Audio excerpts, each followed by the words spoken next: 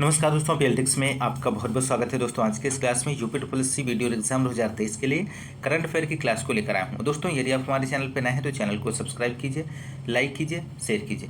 दोस्तों आइए शुरू करते हैं क्वेश्चन नंबर फर्स्ट से। क्वेश्चन नंबर फर्स्ट है यहाँ पे दोस्तों, सार्वजनिक क्षेत्र के किस उपक्रम को मिनी रत्न श्रेणी फर्स्ट का दर्जा दिया गया है। दोस्तों आपको इस क्वेश्चन का राइट आंसर देना है। तो यहाँ पे राइट आंसर बनेगा option C, NLC India limited, इसका राइट जवाब बनेगा। मिनी रत्न श्रेणी फर्स्ट का घोषित करने की तिथि 10 अप्रैल 2023 है। सार्वजनिक उपक्रम भारतीय सौर ऊर्जा निगम, दर्जा दिया गया है केंद्र सरकार द्वारा, गठन 2021 में किया गया था। दोस्तों विशेष भारतीय सौर ऊर्जा निगम नवीन और नवीकरणीय ऊर्जा मंत्रालय की प्राथमिक कार्यान्वयन एजेंसी है। क्वेश्चन नंबर यहाँ पर सेकेंड है दोस्तों, वर्ल्ड इकोनॉमिक्स आउटलुक 2023 के अनुसार वर्ष 2023 में भारतीय अर्थव्यवस्था की वृद्धि दर अनुमानित है। तो यहाँ पर आपको बताना है, तो राइट आंसर हो जाएगा ऑप्शन ए 5.9% अनुमानित है। दोस्तों वर्ल्ड इकोनॉमिक्स आउटलुक 2023 जारी अप्रैल 2023 में, जारीकर्ता अंतर्राष्ट्रीय मुद्रा कोष, शीर्षक ए रॉकी रिकवरी, भारतीय अर्थव्यवस्था की वृद्धि दर 6.8% 2022 में रही है, 5.9% 2023 में रही है। आप लोग ध्यान रखिएगा। और 2024 में 6.3। अगला क्वेश्चन नंबर थर्ड है, एशियन डेवलपमेंट आउटलुक 2023 के अनुसार भारत में एशिया की GDP वृद्धि दर वर्ष 2023 के लिए अनुमानित है। तो राइट आंसर यहाँ पे ऑप्शन सी हो जाएगा, 6.4% और 4.8% राइट आंसर बनेगा। अगला क्वेश्चन, एशियन डेवलपमेंट आउटलुक 2023 अप्रैल 2023 में जारीकर्ता एशियाई विकास बैंक है। दोस्तों भारत की सकल घरेलू उत्पाद वृद्धि दर 6.8 2022 में रही है, 6.4 2023 में और 6.7 2024 में। अगला क्वेश्चन नंबर अगला है, फोर्ब्स द्वारा जारी भारतीय अरबपतियों की सूची 2023 में शीर्ष स्थान पर कौन है। तो राइट आंसर ऑप्शन बी हो जाएगा, मुकेश अंबानी। भारतीय फोर्ब्स अरबपतियों की सूची 2023 में जारी माह अप्रैल 2023, जारीकर्ता फोर्ब्स है और यहाँ पर रैंक दी गई है। फर्स्ट रैंक पे मुकेश अंबानी, सेकेंड गौतम अडानी, तीसरा शिव नडार। अगला महत्वपूर्ण तथ्य, फोर्ब्स द्वारा जारी सूची के अनुसार भारत में अरबपतियों की कुल 169 है संख्या है, जिसकी सामूहिक संपत्ति 675 बिलियन डॉलर है। अगला क्वेश्चन नंबर 5 है, अप्रैल 2023 में यूरोपीय आयोग ने भारत के किस उत्पाद को संरक्षित भौगोलिक संकेतक प्रदान किया है। तो यहाँ पर राइट आंसर हो जाएगा दोस्तों इस क्वेश्चन का ऑप्शन ए, कांगड़ा चाय, राइट आंसर बनेगा। कांगड़ा चाय को संरक्षित भौगोलिक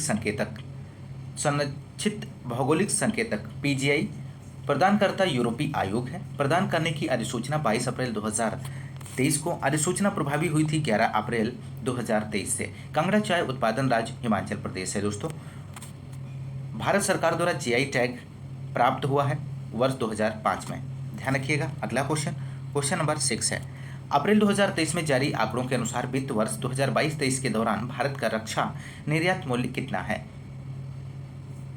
तो राइट आंसर हो जाएगा यहाँ पे दोस्तों option B, 15,920 crore. Option B right answer बनेगा। भारत ने पहली बार वित्त वर्ष 2022-23 में रिकॉर्ड 15,920 करोड़ रुपए के रक्षा वस्तु और प्रौद्योगिकी का निर्यात किया है।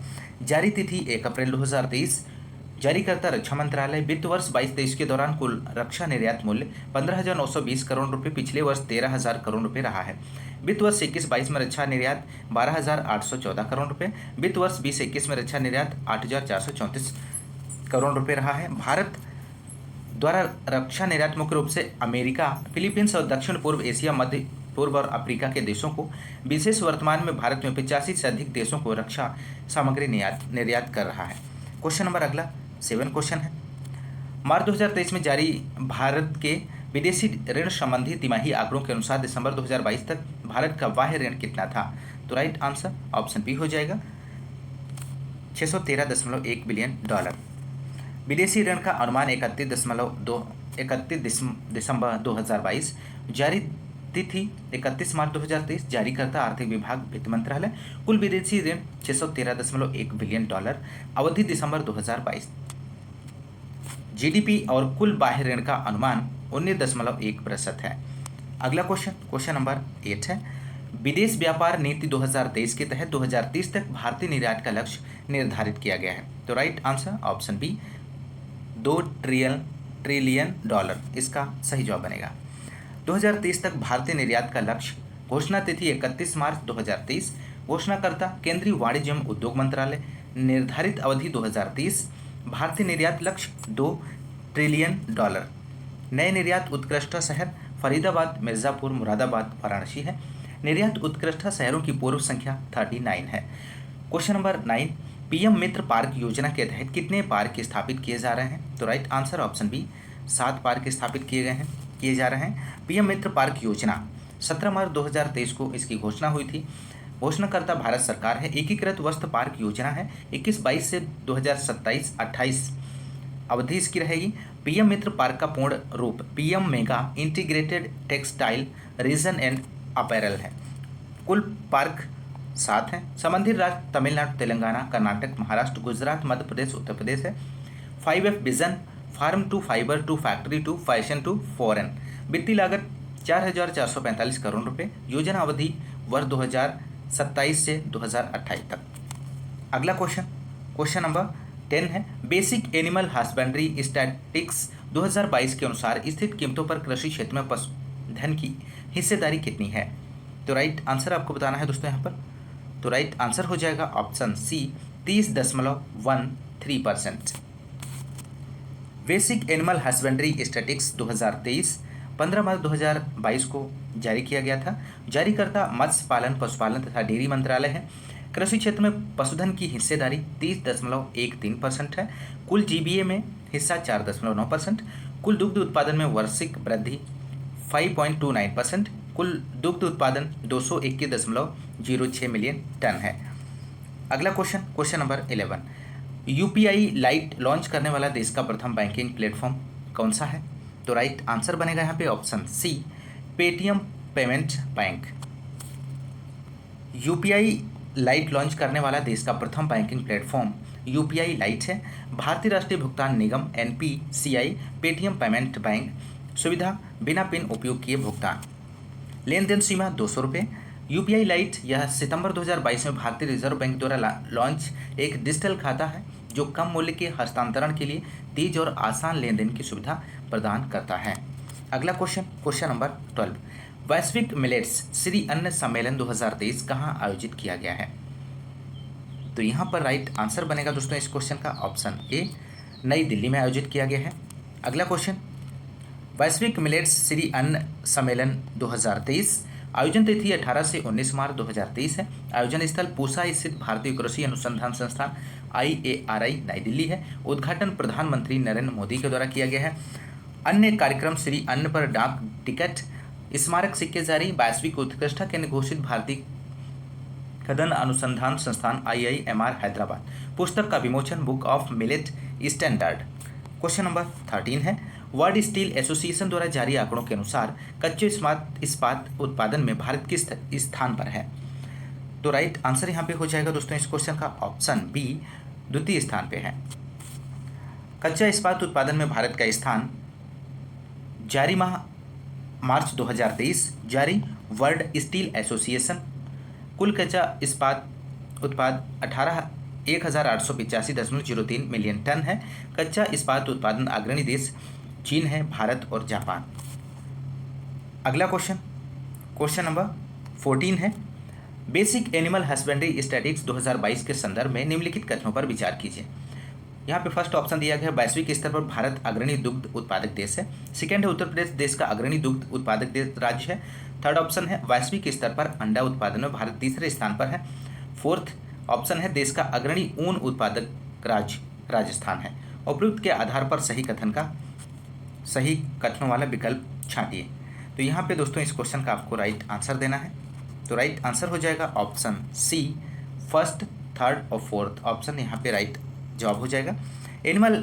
बेसिक एनिमल हस्बेंड्री स्टैटिस्टिक्स 2022 15 मार्च 2023 को जारी किया गया था।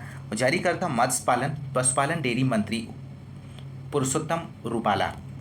कुल दुग्ध उत्पादन 221.06 मिलियन टन है। अग्रणी दुग्ध उत्पादक देश जो है भारत है।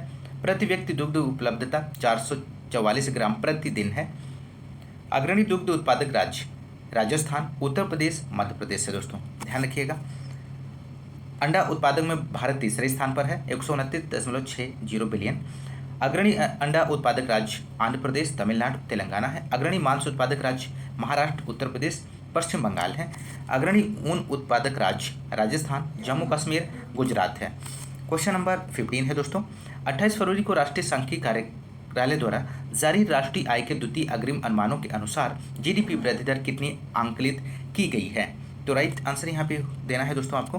तो राइट आंसर हो जाएगा ऑप्शन सी 7%। राष्ट्रीय आय के द्वितीय अग्रिम अनुमान जारी करने की तिथि 28 फरवरी। जारीकर्ता राष्ट्रीय सांख्यिकी कार्यालय। वास्तविक जीडीपी 159.71 लाख करोड़ है। वास्तविक सकल घरेलू उत्पाद की वृद्धि दर 7% है। क्वेश्चन नंबर 16 है। फरवरी 2023 में केंद्रीय मत्स्य पालन पशुपालन एवं डेयरी मंत्रालय द्वारा जलीय कृषि हेतु कितने राष्ट्रीय कार्यक्रम शुरू किए गए हैं? तो यहाँ पर राइट आंसर आपको देना है। तो राइट आंसर हो जाएगा ऑप्शन ए, इसका थर्ड सही जवाब बनेगा। राष्ट्रीय कृषि हेतु राष्ट्रीय कार्यक्रम शुभारंभ फरवरी 2023 में। संबंधित मंत्रालय केंद्रीय मत्स्य पालन पशुपालन और डेयरी मंत्रालय है। राष्ट्रीय कार्यक्रमों की संख्या कितनी है? 3 है। जलीय कृषि हेतु राष्ट्रीय कार्यक्रम भारतीय सफेद झींगा का आनुवांशिक सुधार कार्यक्रम, मछली रोगों पर राष्ट्रीय निगरानी कार्यक्रम, जलीय कृषि झींगा फसल बीमा उत्पाद। कुल मछली उत्पादन 14.73 मिलियन मीट्रिक टन है। भारत का स्थान तृतीय है। अगला question number 17। UP global investors समिति 2023 का आयोजन लखनऊ में कब किया गया है दोस्तों? तो यहाँ पर आपको राइट आंसर देना है। तो राइट आंसर हो जाएगा ऑप्शन बी 10 से 12 फरवरी 2023। यूपी ग्लोबल इन्वेस्टर्स समिति 2023 का आयोजन 10 से 12 फरवरी 2023 में किया गया है। आयोजन स्थल लखनऊ, उत्तर प्रदेश में। उद्घाटन प्रधानमंत्री नरेंद्र मोदी द्वारा, समापन राष्ट्रपति द्रौपदी मुर्मू के द्वारा किया गया है। आगामी 5 वर्ष का लक्ष्य $1 ट्रिलियन अर्थव्यवस्था। अन्य कार्यक्रम global trade show invest UP 2.0। निवेश प्रस्ताव की प्राप्ति 33.50 लाख करोड़ रुपए है। अगला क्वेश्चन नंबर 18 है दोस्तों। यूपी ग्लोबल इन्वेस्टर्स समिति 2023 के संदर्भ में निम्न कथनों पर विचार करें। पहला ऑप्शन है पश्चिमी उत्तर प्रदेश को सर्वाधिक 45% निवेश प्राप्त हुआ है। सेकेंड है पूर्वांचल निवेश के मामले में तीसरे स्थान पर है। थर्ड ऑप्शन है राजधानी लखनऊ को कुल निवेश का 6.79% प्राप्त हुआ है। ऑप्शन 4 है क्षेत्रवार निवेश में सर्वाधिक निवेश नवीकरणीय ऊर्जा क्षेत्र को प्राप्त हुआ है। तो यहाँ पर दोस्तों इस क्वेश्चन का आपको राइट आंसर का चयन करना है। तो राइट आंसर हो जाएगा ऑप्शन डी, फर्स्ट, थर्ड और फोर्थ यहाँ पे राइट जवाब बनेगा। यूपी ग्लोबल इन्वेस्टर्स समिति 2023 10 से 12 फरवरी में आयोजन हुआ था। इसका आयोजन स्थल लखनऊ, उत्तर प्रदेश। कुल प्राप्त निवेश प्रस्ताव 19,000। कुल निवेश राशि 33.50 लाख करोड़ रुपए है। सर्वाधिक निवेश प्राप्तकर्ता पश्चिमी क्षेत्र 45%। द्वितीय सर्वाधिक निवेश पूर्वांचल 29% है। सर्वाधिक निवेश प्राप्तकर्ता जिला लखनऊ 6.79% है। अगला क्वेश्चन नंबर 19 है। 1 फरवरी 2023 को केंद्रीय वित्त मंत्री निर्मला सीतारमण द्वारा प्रस्तुत वित्त वर्ष 23-24 के बजट का कुल आकार है कितना है? तो राइट आंसर हो जाएगा ऑप्शन बी 45.03 लाख करोड़ रुपए है दोस्तों। बजट 2023-24 पेश करने की तिथि 1 फरवरी 2023 में पेश किया गया था। पेशकर्ता केंद्रीय वित्त मंत्री निर्मला सीतारमण है। बजट का कुल आकार, राजस्व प्राप्तियां इतने करोड़ रुपए है। पूंजीपत प्राप्तियां, राजस्व खाते कुल, पूंजी खाते पर कुल व्यय इतना है। आप लोग ध्यान रखिएगा। क्वेश्चन नंबर 20 है। बजट 2023-24 के संबंध में निम्नलिखित घाटों पर विचार कीजिए। तो यहाँ पर आपको इस क्वेश्चन का राइट आंसर देना है। एक तरफ घाटा है, प्रतिशत जीडीपी का दिया गया। राजस्व घाटा 2.9% है। प्रभावी राजस्व घाटा 1.7% है। राजकीय घाटा 5.9% है। प्राथमिक घाटा 2.3% है। उपयुक्त में से कौन सा सही सुमेलित नहीं है, आपको चयन करना है। तो राइट आंसर यहाँ पे हो जाएगा दोस्तों ऑप्शन डी, सभी सुमेलित हैं दोस्तों। अगला क्वेश्चन बजट 2023-24 में प्रमुख घाटे, राजस्व घाटा 2.9% है, प्रभावी राजस्व घाटा 1.7%, राजकोषीय घाटा 5.9%, प्राथमिक घाटा 2.3% है। ध्यान रखिएगा। क्वेश्चन नंबर 21, बजट 2023-24 के अनुसार निम्नलिखित में से कौन सही सुमेलित नहीं है? रुपया प्राप्ति के स्रोत, योगदान कुल 1 रुपये में। तो यहाँ पर दोस्तों आपको राइट आंसर देना है। तो राइट आंसर हो जाएगा ऑप्शन सी, निगम कर 16 पैसे। अगला, बजट 2023-24 रुपया आता है, रुपया प्राप्ति के स्रोत और योगदान कुल 1 रुपये में, उधार एवं अन्य देयताएं 34 पैसे, वस्तु एवं सेवा कर और अन्य कर 17 पैसे, निगम कर 15 पैसे, आयकर 15 पैसे, केंद्रीय उत्पाद शुल्क 7 पैसे, कर विभिन्न प्राप्तियां 6 पैसे है, सीमा शुल्क 4 पैसे, ऋण भिन्न पूंजी प्राप्तियां 2 पैसे हैं। क्वेश्चन नंबर अगला 22 क्वेश्चन नंबर, केंद्रीय बजट 2023-24 के अनुसार सरकार के व्यय का सबसे बड़ा स्रोत कौन सा है? तो राइट आंसर यहाँ पे आपको बताना है दोस्तों। तो राइट आंसर हो जाएगा ऑप्शन ए, ब्याज अदायगी। अगला क्वेश्चन नंबर 23 है। यहाँ पर केंद्र सरकार के राजकोषीय घाटे के संबंध में विचार कीजिए। वित्त वर्ष एक तरफ है, दूसरी तरफ राजकोषीय घाटा जीडीपी के प्रतिशत में। ऑप्शन फर्स्ट है 2020-21 में 9.2%, सेकेंड ऑप्शन है 2021-22 में 6.7%, थर्ड ऑप्शन है 2022-23 में अनुमानित 6.4%, फोर्थ ऑप्शन है 2023-24 में अनुमानित है 6.1%। तो यहाँ पर इस क्वेश्चन का राइट आंसर हो जाएगा ऑप्शन सी, केवल फर्स्ट, सेकेंड, थर्ड इसका राइट जवाब बनेगा। बजट 2023-24 राजकोषीय घाटा विशेष, केंद्र सरकार ने 2025-26 तक राजकोषीय घाटा जीडीपी के 4.5% तक लाने का लक्ष्य रखा है। अगला क्वेश्चन नंबर 24 है। केंद्रीय बजट 2023-24 के अनुसार केंद्र सरकार ने कर राजस्व का सबसे बड़ा स्रोत इनमें से कौन सा है? तो राइट आंसर हो जाएगा दोस्तों ऑप्शन डी, वस्तु एवं सेवा कर जीएसटी। कर राजस्व के स्रोत एक तरफ दिया गया धनराशि करोड़ रुपए में है। फर्स्ट है वस्तु एवं सेवा कर जीएसटी, सेकेंड निगम कर है, तीसरा आयकर है, चौथा केंद्रीय उत्पाद शुल्क है और पांचवा सीमा शुल्क है। विशेष वर्ष 2023-24 में सकल कर राजस्व से इतने करोड़ रुपए प्राप्त होने का अनुमान है दोस्तों। क्वेश्चन नंबर अगला 25 है। क्वेश्चन नंबर 25, बजट 2023-24 में निम्नलिखित योजनाओं एवं उन पर किए जाने वाले व्यय का कूट की सहायता से मिलान कीजिए। एक तरफ योजना है, दूसरी तरफ बजटीय प्रावधान करोड़ रुपए में दिया गया है दोस्तों। तो यहाँ पर आपको मिलान करना है। तो राइट आंसर यहाँ पे हो जाएगा दोस्तों ऑप्शन सी, इसका राइट आंसर बनेगा। बजट 2023-24 विभिन्न योजनाओं पर प्रावधानित व्यय, योजना एक तरफ है, बजटीय प्रावधान है, पीएम आवास योजना 79,590 करोड़ रुपए, जल जीवन मिशन राष्ट्रीय ग्रामीण पेयजल मिशन 70,000 करोड़ रुपए, मनरेगा 60,000 करोड़ रुपए, स्वच्छ भारत मिशन 12,192, राष्ट्रीय स्वास्थ्य मिशन 36,785, पीएम ग्राम सड़क योजना 19,000, पीएम कृषि सिंचाई योजना 10,787 करोड़ रुपए, स्वच्छ भारत मिशन 5,000, आयुष्मान भारत पीएम जन आरोग्य योजना 7200 करोड़ रुपए, पीएम किसान सम्मान निधि 60,000 करोड़ रुपए, स्वच्छ भारत मिशन ग्रामीण 7,192 करोड़ रुपए। क्वेश्चन नंबर अगला 26 है।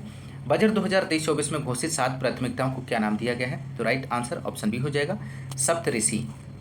बजट 2023-24 सप्तऋषि 2023-24 में घोषित 7 प्राथमिकताओं को सप्तऋषि नाम दिया गया है। ये प्राथमिकताएं हैं, पहला है समावेशी विकास, दूसरा है अंतिम छोर, अंतिम व्यक्ति तक पहुंच, बुनियादी ढांचा और निवेश, निहित क्षमताओं का विस्तार, हरित विकास, युवा शक्ति और वित्तीय क्षेत्र। क्वेश्चन नंबर अगला 27 है दोस्तों। यहाँ पर केंद्रीय बजट 2023-24 में रोगमुक्त और उच्च गुणवत्ता वाली पौध सामग्री की उपलब्धता बढ़ाने के उद्देश्य से किस कार्यक्रम की घोषणा की गई है? तो राइट आंसर ऑप्शन सी हो जाएगा आत्मनिर्भर स्वच्छ पादप कार्यक्रम। उद्देश्य बागवानी फसल के लिए रोग मुक्त और गुणवत्तापूर्ण पौध सामग्री की उपलब्धता बढ़ाना। यह कार्यक्रम मुख्य रूप से अधिक मूल्य वाली फसलों पर केंद्रित होगा। क्वेश्चन नंबर अगला 28 है दोस्तों। बजट 2023-24 के अनुसार निम्नलिखित में से कौन सही सुमेलित नहीं है? तो राइट आंसर हो जाएगा ऊर्जा 84,915 करोड़ रुपए में। ऑप्शन डी राइट जवाब हो जाएगा। बजट 2023-24 विभिन्न मदों पर प्रावधानित व्यय दिया गया है दोस्तों। अगला क्वेश्चन नंबर 29। बजट 2023 में केंद्रीय वित्त मंत्री ने महिलाओं के लिए किस नई बजट योजना की घोषणा की है? तो राइट आंसर यहाँ पे आपको देना है दोस्तों। तो राइट आंसर हो जाएगा यहाँ पे ऑप्शन सी, महिला सम्मान बचत प्रमाण पत्र योजना। बजट 2023-24 महिला सम्मान बचत प्रमाण पत्र योजना। बजट 2023-24 में केंद्रीय वित्त मंत्री निर्मला सीतारमण ने महिलाओं के लिए महिला सम्मान बचत प्रमाण पत्र नामक नई बचत योजना की घोषणा की है। प्रावधान, महिलाओं और लड़कियों को अधिकतम 2 लाख रुपए 2 वर्ष की अवधि के लिए जमा करने पर 7.5% की दर से ब्याज दिया जाएगा। अगला क्वेश्चन नंबर 30 है। बजट 2023-24 में मंत्रालय एवं उनको आवंटित धनराशि का नीचे दिए गए कोड की सहायता से मिलान कीजिए। तो यहाँ पर आपको मिलान करना है दोस्तों। तो राइट आंसर यहाँ पे बनेगा ऑप्शन बी, ए का फर्स्ट, बी का सेकंड, सी का थर्ड, डी का 4 है। बजट 2023-24 प्रमुख मंत्रालयों को बजटीय आवंटन किया गया है दोस्तों। क्वेश्चन नंबर 31 है। बजट 2023-24 में वरिष्ठ नागरिक बचत योजना में अधिकतम निवेश सीमा 15 लाख रुपए से बढ़ाकर कितने % तक कर दी गई है? तो राइट आंसर ऑप्शन बी हो जाएगा 30 लाख। वरिष्ठ नागरिक बचत योजना के अधिकतम निवेश सीमा में वृद्धि। संदर्भ, बजट 2023-24 में वरिष्ठ नागरिक बचत योजना में निवेश की अधिकतम सीमा 15 लाख रुपए से बढ़ाकर 30 लाख रुपए कर दी गई है। अगला क्वेश्चन नंबर अगला है दोस्तों 32 क्वेश्चन नंबर। बजट 2023-24 में सरकार में जीडीपी का कितना फीसदी स्वास्थ्य क्षेत्र पर व्यय करने का प्रावधान किया गया है? तो आपको राइट आंसर देना है दोस्तों। तो राइट आंसर हो जाएगा ऑप्शन सी, 2.1%। अगला क्वेश्चन, बजट 2023-24 स्वास्थ्य पर व्यय। सरकार ने बजट 2023-24 में स्वास्थ्य मंत्रालय को कुल 86,175 करोड़ रुपए आवंटित किए हैं, जो जीडीपी का 2.1% है। आप लोग ध्यान रखिएगा। क्वेश्चन नंबर अगला 33 है। बजट 2023-24 में सरकार ने कब तक देश में सिकल सेल एनीमिया की बीमारी को जड़ से खत्म करने का लक्ष्य रखा है? महत्वपूर्ण प्रश्न है दोस्तों। तो यहाँ पर आपको राइट आंसर देना है इस क्वेश्चन का। तो राइट आंसर बनेगा ऑप्शन सी, वर्ष 2047 तक। वर्ष 2047 तक सिकल सेल एनीमिया की समाप्ति का लक्ष्य रखा गया है। बजट 2023-24 में सरकार ने वर्ष 2047 तक देश से सिकल सेल एनीमिया की बीमारी को जड़ से खत्म करने का लक्ष्य रखा है। अगला क्वेश्चन नंबर 34 है दोस्तों। यहाँ पर बजट 2023-24 के संबंध में निम्नलिखित कदमों पर विचार कीजिए। ऑप्शन फर्स्ट दिया गया, सरकार ने रक्षा मंत्रालय के बजट में 13% की बढ़ोतरी की है। सेकंड है, सरकार ने पूंजीगत व्यय में 45% की बढ़ोतरी की है। थर्ड है, सरकार ने शिक्षा बजट में 8% की वृद्धि की है। उपयुक्त में से कौन सा कथन सही है? तो राइट आंसर ऑप्शन सी हो जाएगा। फर्स्ट और थर्ड ऑप्शन राइट आंसर बनेगा दोस्तों, ध्यान रखिएगा। अगला क्वेश्चन नंबर 35 है। बजट 2023-24 में सब्सिडी के लिए कुल कितनी धनराशि का प्रावधान किया गया है? तो राइट आंसर यहाँ पे हो जाएगा ऑप्शन ए, इसका सही जवाब बनेगा। बजट 2023-24 प्रावधानित सब्सिडी। Question number 36। बजट 2023-24 में घोषित पीएम प्रमाण योजना का क्या उद्देश्य है? ऑप्शन ए है आंतरिक क्षेत्र में अनुसंधान को बढ़ावा देना। ऑप्शन बी है उद्योगों में कृत्रिम बुद्धिमत्ता को बढ़ावा देना। ऑप्शन सी है वरिष्ठ नागरिकों के लिए वृद्धाश्रम खोलना। ऑप्शन डी है रासायनिक उर्वरकों के स्थान पर वैकल्पिक उर्वरकों के उपयोग को बढ़ावा देना। तो यहाँ पर राइट आंसर ऑप्शन डी हो जाएगा, रासायनिक उर्वरकों के स्थान पर वैकल्पिक उर्वरकों के उपयोग को बढ़ावा देना। ऑप्शन डी राइट जवाब बनेगा। बजट 2023-24 पीएम प्रमाण योजना। बजट 2023-24 में वित्त मंत्री निर्मला सीतारमण ने पीएम प्रमाण योजना शुरू करने की घोषणा की है। उद्देश्य पृथ्वी के पुनरुद्धार के प्रति जागरूकता, पोषण और सुधार के लिए रासायनिक उर्वरकों के कम से कम व संतुलित उपयोग के अलावा उनके स्थान पर वैकल्पिक उर्वरकों के उपयोग को बढ़ावा देना। क्वेश्चन नंबर अगला 37 है। सरकार ने बजट 2023-24 में कृषि क्षेत्र में स्टार्टअप की स्थापना को प्रोत्साहित करने के लिए किस कोष की स्थापना की घोषणा की है? तो राइट आंसर ऑप्शन सी, कृषि त्वरक कोष है। बजट 2023-24 कृषि त्वरक कोष। वित्त मंत्री निर्मला सीतारमण ने बजट 2023-24 में कृषि त्वरक कोष के स्थापना की घोषणा की है। उद्देश्य कृषि में नवाचार को बढ़ावा देने के लिए स्टार्टअप की स्थापना को प्रोत्साहित करना है। क्वेश्चन नंबर 38 है। सरकार ने बजट 2023-24 में विनिवेश के जरिए कितनी धनराशि जुटाने का लक्ष्य रखा है? तो राइट आंसर यहाँ पे बनेगा ऑप्शन बी 51,000 करोड़ रुपए। अगला क्वेश्चन नंबर 39 है। सरकार ने बजट 2023-24 में पारंपरिक कारीगरों और शिल्पकारों के लिए किस नई योजना की घोषणा की है? तो राइट आंसर यहाँ पे बनेगा दोस्तों ऑप्शन सी पीएम विश्वकर्मा कौशल सम्मान योजना। बजट 2023-24 में पीएम विश्वकर्मा कौशल सम्मान योजना, वित्त मंत्री निर्मला सीतारमण ने बजट 2023-24 में पारंपरिक कारीगरों एवं शिल्पकारों के लिए पीएम विश्वकर्मा कौशल सम्मान योजना शुरू करने की घोषणा की है। उद्देश्य क्या है इसका? पारंपरिक कारीगरों एवं शिल्पकारों को वित्तीय सहायता देना, उन्नत कौशल प्रशिक्षण देना, आधुनिक तकनीकों की जानकारी देना, वैश्विक बाजारों से जोड़ना। क्वेश्चन नंबर 40 है। बजट 2023-24 में गोवर्धन योजना के तहत 500 नए कचरे से संपदा संयंत्र स्थापित करने का प्रावधान किया गया है। इस योजना की शुरुआत किस वर्ष की गई थी? तो यहाँ पर राइट आंसर बनेगा दोस्तों ऑप्शन बी वर्ष 2018 में। गोवर्धन योजना के अंतर्गत कचरे से संपदा संयंत्र की स्थापना बजट 2023-24 में गोवर्धन योजना के अंतर्गत 10,000 करोड़ रुपए के कुल निवेश 500 नए कचरे से संपदा फीस्ट ऑफ वेल्थ संयंत्र स्थापित करने का प्रावधान किया गया है। गोवर्धन योजना पूरा नाम क्या है? Galvanising organic bio agro resource धन। शुभारंभ तिथि 30 अप्रैल 2018 को। शुभारंभ स्थल करनाल हरियाणा। संबंधित मंत्रालय पेयजल एवं स्वच्छता मंत्रालय। इस योजना का उद्देश्य क्या है? गाँव को पशुओं के मलमूत्र, कृषि अवशिष्ट तथा अन्य जैविक अवशिष्टों के सुरक्षित प्रबंधन में सहायता करना, समुदाय की भागीदारी से ग्रामीण जैविक कचरे से संपदा का सृजन करना। क्वेश्चन नंबर 41 है दोस्तों। बजट 2023-24 में घोषित श्री अन्न योजना का संबंध किससे है? महत्वपूर्ण प्रश्न है। तो यहाँ पे दोस्तों आपको राइट आंसर देना है क्वेश्चन नंबर 41 का। तो राइट आंसर हो जाएगा ऑप्शन डी मोटे अनाजों के उत्पादन से संबंधित है दोस्तों।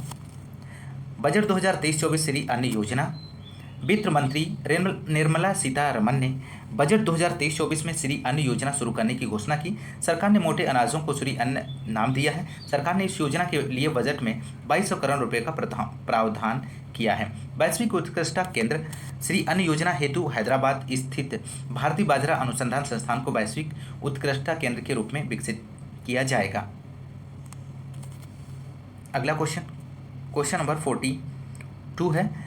बजट 2023-24 में केंद्रीय वित्त मंत्री निर्मला सीतारमण ने समुद्री तटीय क्षेत्रों में मैंग्रोव को बढ़ावा देने के लिए कौन सी योजना शुरू करने की घोषणा की है? तो राइट आंसर यहाँ पे बनेगा ऑप्शन बी मिस्टी योजना। बजट 2023-24 मिस्टी योजना, वित्त मंत्री निर्मला सीतारमण ने बजट 2023 में तटीय रेखा के साथ साथ लवण भूमि पर जहां भी व्यवहार हो मैंग्रोव पौधरोपण के लिए मिस्टी योजना शुरू करने की घोषणा की है। मिस्टी का पूरा नाम क्या है? तटीय पर्यावास और ठोस आमदनी के लिए मैंग्रोव पहल। क्वेश्चन नंबर 43 है। बजट 2023-24 में प्रस्तावित नए आयकर स्लैब के अनुसार कितनी आयकर मुक्त रखी गई है? तो राइट आंसर 3 लाख रुपए। अगला क्वेश्चन नंबर 44 है। बजट 2023-24 में प्रस्तावित नई कर व्यवस्था के संबंध में विचार कीजिए। पहला ऑप्शन दिया गया है नई आयकर व्यवस्था में विभिन्न छूटों के बाद 7 लाख रुपए तक की आय पर कोई कर नहीं देना पड़ेगा। अभी तक यह राशि 5 लाख रुपए तक थी। ऑप्शन सेकेंड है नई आयकर व्यवस्था में 6 की जगह 5 टैक्स स्लैब बनाए गए हैं। ऑप्शन थर्ड है नई आयकर व्यवस्था में 5 करोड़ रुपए से अधिक की आय पर अधिभार की दर 37% से घटकर 25% कर दी गई है। उपयुक्त में से कौन से कथन सही हैं? यहाँ पे आपको राइट आंसर देना है दोस्तों। तो यहाँ पर राइट आंसर बनेगा ऑप्शन डी उपयुक्त सभी, इसका राइट जवाब हो जाएगा। क्वेश्चन नंबर अगला है 45। क्वेश्चन नंबर आर्थिक समीक्षा 2022-23 से संबंधित निम्नलिखित कथनों पर विचार कीजिए। ऑप्शन फर्स्ट है भारतीय अर्थव्यवस्था की विकास दर वित्त वर्ष 2022-23 में 7% रहने का अनुमान है। ऑप्शन सेकेंड है भारतीय अर्थव्यवस्था की विकास दर वित्त वर्ष 23-24 में 6 से 6.8% रहने का अनुमान है। ऑप्शन थर्ड है यहाँ पर भारतीय अर्थव्यवस्था की विकास दर वित्त वर्ष 21-22 में 8.7% रही थी। उपयुक्त में से कौन सा कथन सही है? दिए गए ऑप्शंस में से आपको राइट आंसर का चयन करना है। तो राइट आंसर ऑप्शन डी हो जाएगा उपयुक्त सभी। आर्थिक समीक्षा 2023-24 जीडीपी वृद्धि दर संसद में पेश किया गया। 31 जनवरी 2023 को संसद में पेश किया। वित्त मंत्री निर्मला सीतारमण ने आर्थिक समीक्षा 2022-23 के अनुसार भारतीय अर्थव्यवस्था की विकास दर वित्त वर्ष 21-22 में 8.7% रही है। वित्त वर्ष 22-23 में 7% और वित्त वर्ष 23-24 में 6 से 6.8%। क्वेश्चन नंबर अगला 46 है दोस्तों। आर्थिक समीक्षा 2022-23 के अनुसार निम्नलिखित कथनों पर विचार कीजिए। फर्स्ट ऑप्शन है वित्त वर्ष 22-23 में देश के कृषि एवं संबंध गतिविधियों में मूलभूत कीमतों पर जीबीए वृद्धि दर 3.5% रहने का अनुमान है। ऑप्शन सेकेंड है वित्त वर्ष 2022-23 में देश के औद्योगिक क्षेत्र में मूलभूत कीमतों पर जीबीए वृद्धि दर 4.1% रहने का अनुमान है। ऑप्शन थर्ड है यहाँ पर वित्त वर्ष 2022-23 में देश के सेवा क्षेत्र में मूलभूत कीमतों पर जीबीए वृद्धि दर 9.1% रहने का अनुमान है। उपर्युक्त में से कौन सा कथन सही है? तो राइट आंसर यहाँ पे हो जाएगा इस क्वेश्चन का ऑप्शन डी, उपर्युक्त सभी। अगला क्वेश्चन नंबर अगला है 47 क्वेश्चन नंबर। आर्थिक समीक्षा 2022-23 के अनुसार दिसंबर 2022 के अंत में भारत का कुल विदेशी भंडार कितना था? तो राइट आंसर ऑप्शन बी, 563 अरब डॉलर। भारत की विदेशी मुद्रा भंडार 31 दिसंबर 2022। Question number 48। आर्थिक समीक्षा 2022-23 के अनुसार वित्त वर्ष 22-23 अप्रैल नवंबर में भारत ने किस देश से सर्वाधिक आयात किया? तो राइट आंसर ऑप्शन है चीन से इसका सही जवाब बनेगा। Question number 49। आर्थिक समीक्षा 2022-23 के अनुसार वित्त वर्ष 22-23 अप्रैल नवंबर में भारत ने किस देश को सर्वाधिक निर्यात किया है? चीन। अगला क्वेश्चन नंबर 50 है। आर्थिक समीक्षा 2022-23 के अनुसार वित्त वर्ष 22-23 अप्रैल सितंबर में भारत की शीर्ष आयातगत वस्तु है? तो राइट आंसर ऑप्शन है पेट्रोल, तेल और स्नेहक। अगला क्वेश्चन नंबर 51 है। आर्थिक समीक्षा 2022-23 के अनुसार वित्त वर्ष 22-23 अप्रैल सितंबर के दौरान भारत की शीर्ष निर्यातगत वस्तु इनमें से है? ऑप्शन बी, कच्चा तेल एवं पेट्रोलियम उत्पाद, कोयला सहित। क्वेश्चन नंबर अगला है दोस्तों, क्वेश्चन नंबर 52 है। आर्थिक समीक्षा 2022-23 के अनुसार वित्त वर्ष 22-23 अप्रैल से दिसंबर देश में औसत मुद्रास्फीति की दर कितने % रही है? तो राइट आंसर 6.8% रही है। क्वेश्चन नंबर 53 है।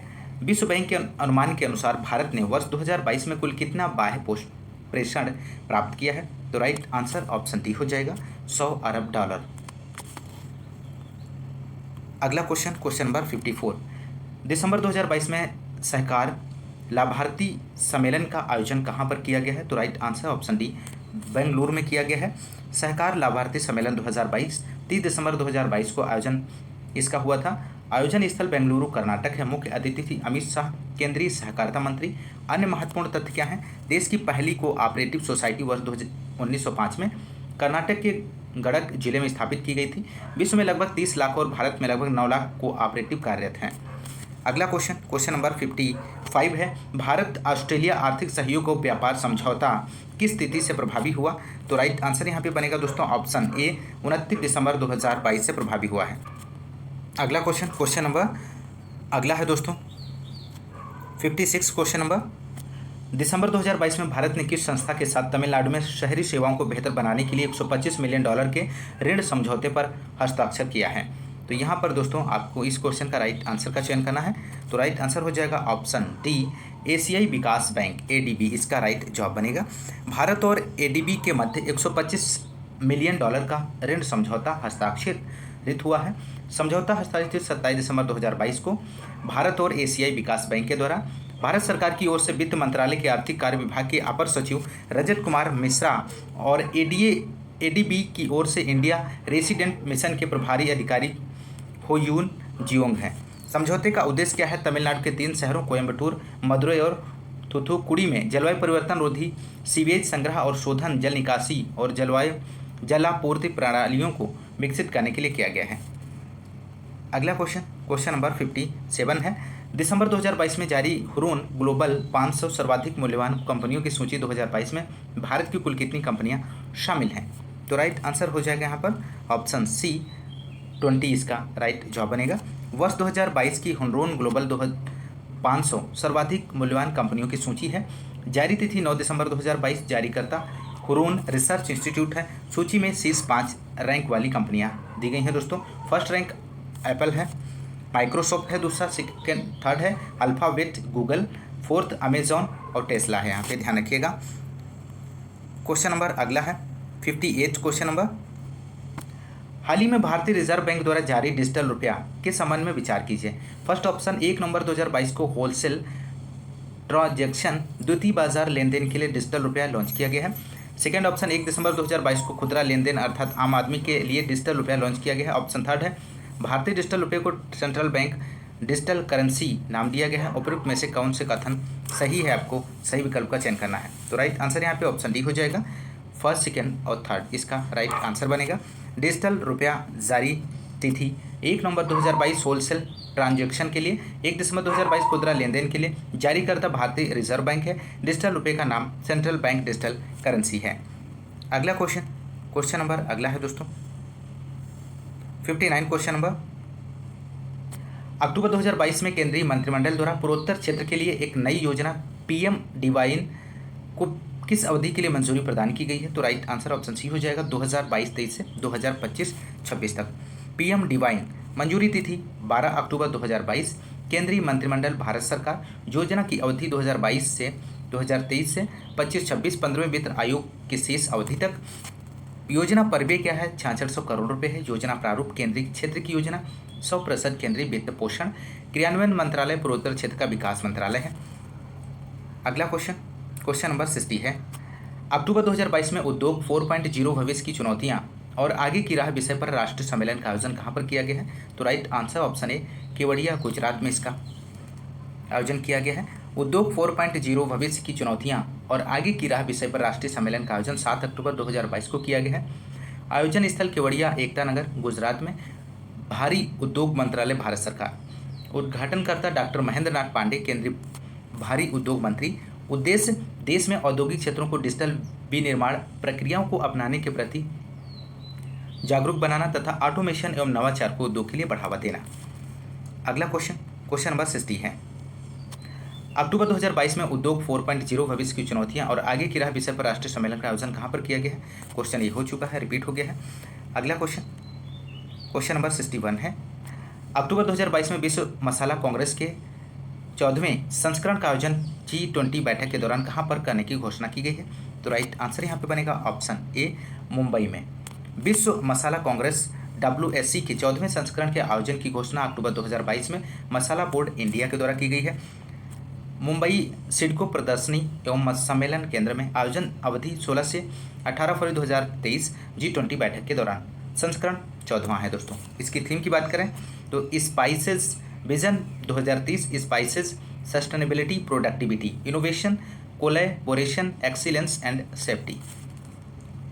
क्वेश्चन नंबर 62, अक्टूबर 2022 में सरकार द्वारा विपणन वर्ष 2023-24 के लिए रबी फसलों के लिए न्यूनतम समर्थन मूल्य की घोषणा की गई है। विपणन वर्ष 2023-24 के लिए गेहूं का न्यूनतम समर्थन मूल्य कितना है। तो राइट आंसर यहाँ पे हो जाएगा ऑप्शन बी 2125 रुपये। ध्यान रखिएगा, महत्वपूर्ण प्रश्न है।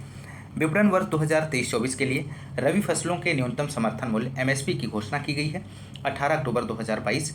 भारत सरकार के द्वारा MSP में सर्वाधिक वृद्धि मसूर के लिए 500 रुपये प्रति क्विंटल है। MSP में सर्वाधिक रिटर्न की घोषणा रेपसीड एवं सरसों के लिए 104% है। विपणन वर्ष 23-24 के लिए रबी फसलों का न्यूनतम समर्थन मूल्य रुपये प्रति क्विंटल में नीचे दिया गया है, आप लोग इसे ध्यान रखिए। गेहूं की MSP 22-23 2015, MSP 23-24 में 2125 रुपये, MSP में वृद्धि हुई है 110 रुपये। सेकंड दिया गया है जौ के लिए 1635 रुपये 2023-24 में, 22-23 में MSP थी और 23-24 में इसकी MSP जो है 1735 रुपये हो गई है, 100 रुपये की वृद्धि हुई है। और थर्ड नंबर पे चना है 5230 में और 5235 हो गया है, 105 रुपये की वृद्धि हुई है। मसूर 5500 और 2023-24 में 6500 यहाँ पर इसकी वृद्धि हुई है। रिपसीड और सरसों 550, 5450, 400 की वृद्धि हुई यहाँ पर। छठा कुसुम दिया गया है 5441 से 5650 रुपये में हो गया है, 209 रुपये की वृद्धि हुई है। अगला क्वेश्चन नंबर अगला है 63, अक्टूबर 2022 में HDFC सिक्योरिटीज़ द्वारा भारत में प्रथम महिला डिजिटल सेंटर कहाँ पर स्थापित करने की घोषणा की है। तो राइट आंसर यहाँ पे बनेगा ऑप्शन बी बेंगलुरु। भारत में प्रथम महिला डिजिटल सेंटर स्थापित करने की घोषणा अक्टूबर 2022 में की गई थी। घोषणाकर्ता HDFC सिक्योरिटीज लिमिटेड स्थापित किया जाएगा बेंगलुरु कर्नाटक में। संबंधित तथ्य क्या है? इस केंद्र में 30 वर्ष से कम उम्र की महिला कर्मचारियों को नियुक्त किया जाएगा। क्वेश्चन नंबर 64, सितंबर 2022 में जारी पर्यटन मंत्रालय की इंडिया टूरिज्म स्टैटिस्टिक्स रिपोर्ट 2022 के अनुसार वर्ष 2021 के दौरान भारत की यात्रा पर आए सर्वाधिक विदेशी पर्यटकों का संबंध किस राष्ट्र से है? तो राइट आंसर यहाँ पे बनेगा ऑप्शन बी, संयुक्त राज्य अमेरिका इसका राइट जवाब बनेगा। India tourism statistics report 2022 report जारी 27 सितंबर 2022 पर्यटन दिवस के अवसर पर भारत आने वाले विदेशी पर्यटकों की संख्या। क्वेश्चन नंबर 65 है, सितंबर 2022 में किस नवरत्न कंपनी को भारत सरकार द्वारा महारत्न कंपनी का दर्जा प्रदान किया गया है? तो राइट आंसर ऑप्शन डी हो जाएगा, ग्रामीण विद्युतीकरण निगम को महारत्न कंपनी का दर्जा प्रदान किया गया है 21 सितंबर 2022 को। भारत सरकार के वित्त मंत्रालय का लोक उद्यम विभाग वर्तमान में महारत्न कंपनियों की कुल संख्या 12 है, जो इस प्रकार दी गई हैं। पहला है भारतीय इस्पात प्राधिकरण limited, Indian oil corporation limited, तेल एवं प्राकृतिक गैस निगम, national thermal power corporation limited, coal India limited, Bharat petroleum corporation limited, gas authority of India limited, Bharat heavy electricals limited, Hindustan petroleum corporation limited, power grid corporation of India limited, power finance corporation, ग्रामीण विद्युतीकरण निगम। Question number अगला है, वर्तमान में नवरत्न कंपनियों की संख्या कुल 12 है दोस्तों। वर्तमान में मिनी रत्न कंपनियों की संख्या 74 है। क्वेश्चन नंबर 66, सितंबर 2022 में विश्व बैंक ने भारत के किस राज्य को बेहतर वित्त एवं सार्वजनिक सेवाओं में विकास हेतु $150 मिलियन ऋण की मंजूरी प्रदान की है? तो यहाँ पर राइट आंसर ऑप्शन ए हो जाएगा, पंजाब। बेहतर वित्त एवं सार्वजनिक सेवाओं में विकास हेतु पंजाब को $150 मिलियन का ऋण मंजूरी, तिथि 19 सितंबर 2022, मंजूरी प्रदाता विश्व बैंक है, ऋण राशि $150 मिलियन है, ऋण प्राप्तकर्ता पंजाब राज्य भारत। अगला क्वेश्चन नंबर 67, अगस्त 2022 में वर्ष 21-22 के लिए खाद्यान्न उत्पादन का चौथा अग्रिम अनुमान जारी किया गया। इसके अनुसार वर्ष 21-22 में कुल खाद्यान्न उत्पादन कितना है? तो राइट आंसर ऑप्शन है 315.72 मिलियन टन। वर्ष 2021-22 के लिए खाद्यान्न उत्पादन का चौथा अग्रिम अनुमान 17 अगस्त 2022 को जारी किया गया। नरेंद्र सिंह तोमर केंद्रीय कृषि और किसान कल्याण मंत्री हैं। कुल खाद्यान्न उत्पादन कितना है? 315.72 मिलियन टन है। वर्ष 2021 की अपेक्षा 4.98 मिलियन टन अधिक है। क्वेश्चन नंबर अगला है 68, अगस्त 2022 में केंद्रीय मंत्रिमंडल ने वित्तीय संस्थानों के लिए लघु अवधि के कृषि ऋणों पर कितने प्रतिशत ब्याज अनुदान को मंजूरी दी है? तो राइट आंसर ऑप्शन डी हो जाएगा, 1.5%। वित्तीय संस्थानों के लिए 3 लाख रुपए तक के लघु अवधि के कृषि ऋणों पर ब्याज अनुदान को मंजूरी दी गई है। 17 अगस्त 2022 को केंद्रीय मंत्रिमंडल भारत सरकार के द्वारा 1.5% ब्याज अनुदान मंजूरी है। मंजूरी अवधि 2022-23 से 2024-25 तक है।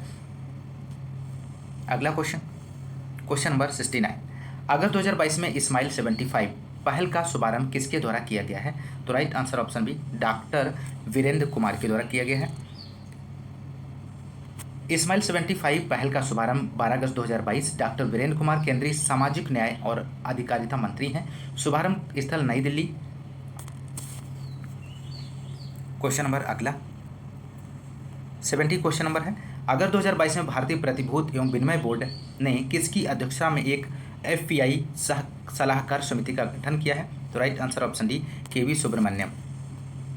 सेबी द्वारा FPI सलाहकार समिति का गठन 5 अगस्त 2022 को किया गया है। भारतीय प्रतिभूति एवं विनिमय बोर्ड के द्वारा समिति में सदस्यों की संख्या 15 है। समिति के अध्यक्ष KV सुब्रमण्यम पूर्व मुख्य आर्थिक सलाहकार भारत सरकार के हैं। अगला क्वेश्चन नंबर अगला 71 है, अगस्त 2022 में किस कंपनी ने फूड डिलीवरी कंपनी जोमेटो में अपनी पूरी हिस्सेदारी $392 मिलियन में बेच दी है? तो right answer option B, Uber इसका राइट जवाब बनेगा। ऊबर ने जोमेटो में अपनी पूरी हिस्सेदारी $392 मिलियन में बेच दी है। तिथि 3 अगस्त 2022। जोमेटो में ऊबर की हिस्सेदारी थी 7.78%। प्रति शेयर क्रम मूल्य ₹50.44। जोमेटो है भारत की online food delivery company. Uber है अमेरिका की ऑनलाइन कैब सेवा कंपनी। अगला क्वेश्चन नंबर 72 है, अगस्त 2022 में जारी फॉर्च्यून ग्लोबल 500 सूची 2022 में लाइफ इंश्योरेंस कॉर्पोरेशन ने कौन सा स्थान प्राप्त किया है? तो राइट आंसर ऑप्शन ए हो जाएगा 98। फॉर्च्यून ग्लोबल 500 सूची 2022 में यह अमेरिकी पत्रिका फॉर्च्यून द्वारा प्रतिवर्ष जारी की जाने वाली विश्व की 500 बड़ी कंपनियों के उनके राजस्व के अनुसार क्रमबद्ध सूची है।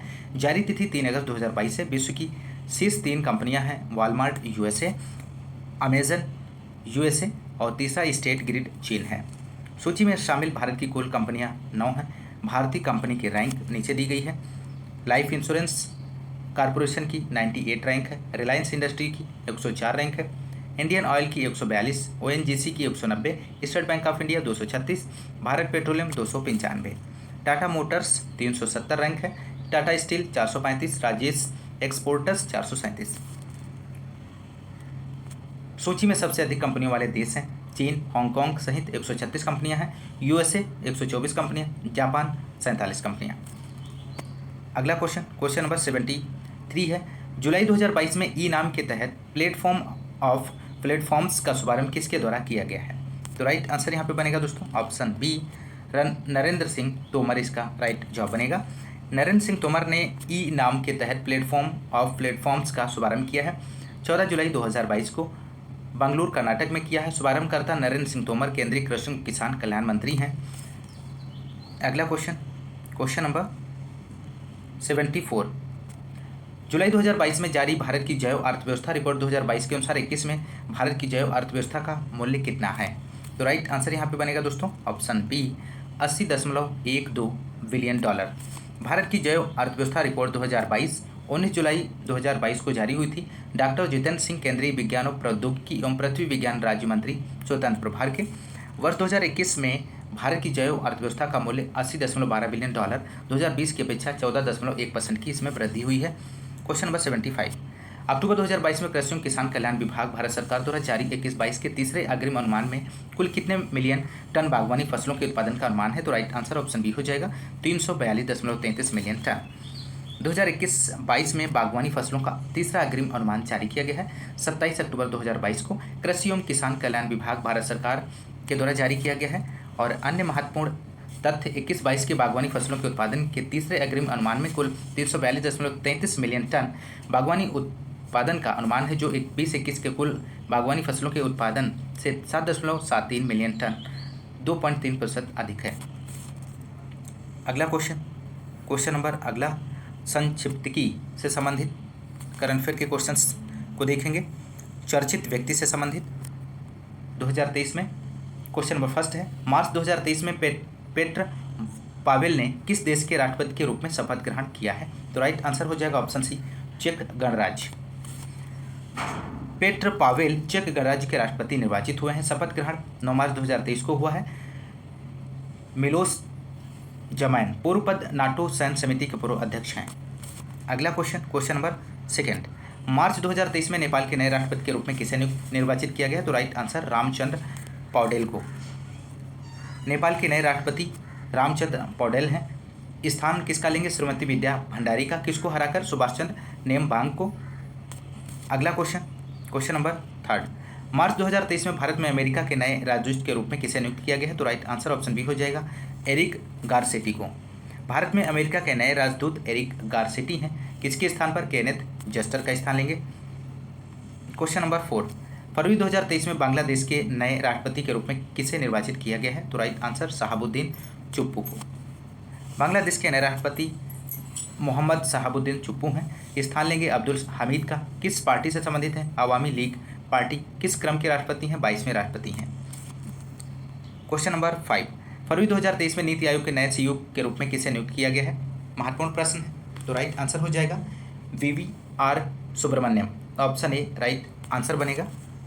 नीति आयोग के नए सीईओ BR सुब्रमण्यम है। परमेश्वरन अय्यर का स्थान लेंगे। पदभार ग्रहण करने की तिथि 25 फरवरी 2023 है। अन्य महत्वपूर्ण तथ्य की बात करें तो योजना आयोग के स्थान पर 1 जनवरी 2015 को नीति आयोग का गठन किया गया। नीति आयोग का पूरा नाम national institution for transforming India आयोग है। यह संस्थान भारत सरकार के एक थिंक टैंक के रूप में कार्य करता है। नीति आयोग का अध्यक्ष भारत का प्रधानमंत्री होता है। महत्वपूर्ण पॉइंट है, ध्यान रखिएगा। नीति आयोग के उपाध्यक्ष सुमन कुमार बेरी हैं, इस पॉइंट को भी आप लोग ध्यान रखिएगा, दोनों महत्वपूर्ण हैं।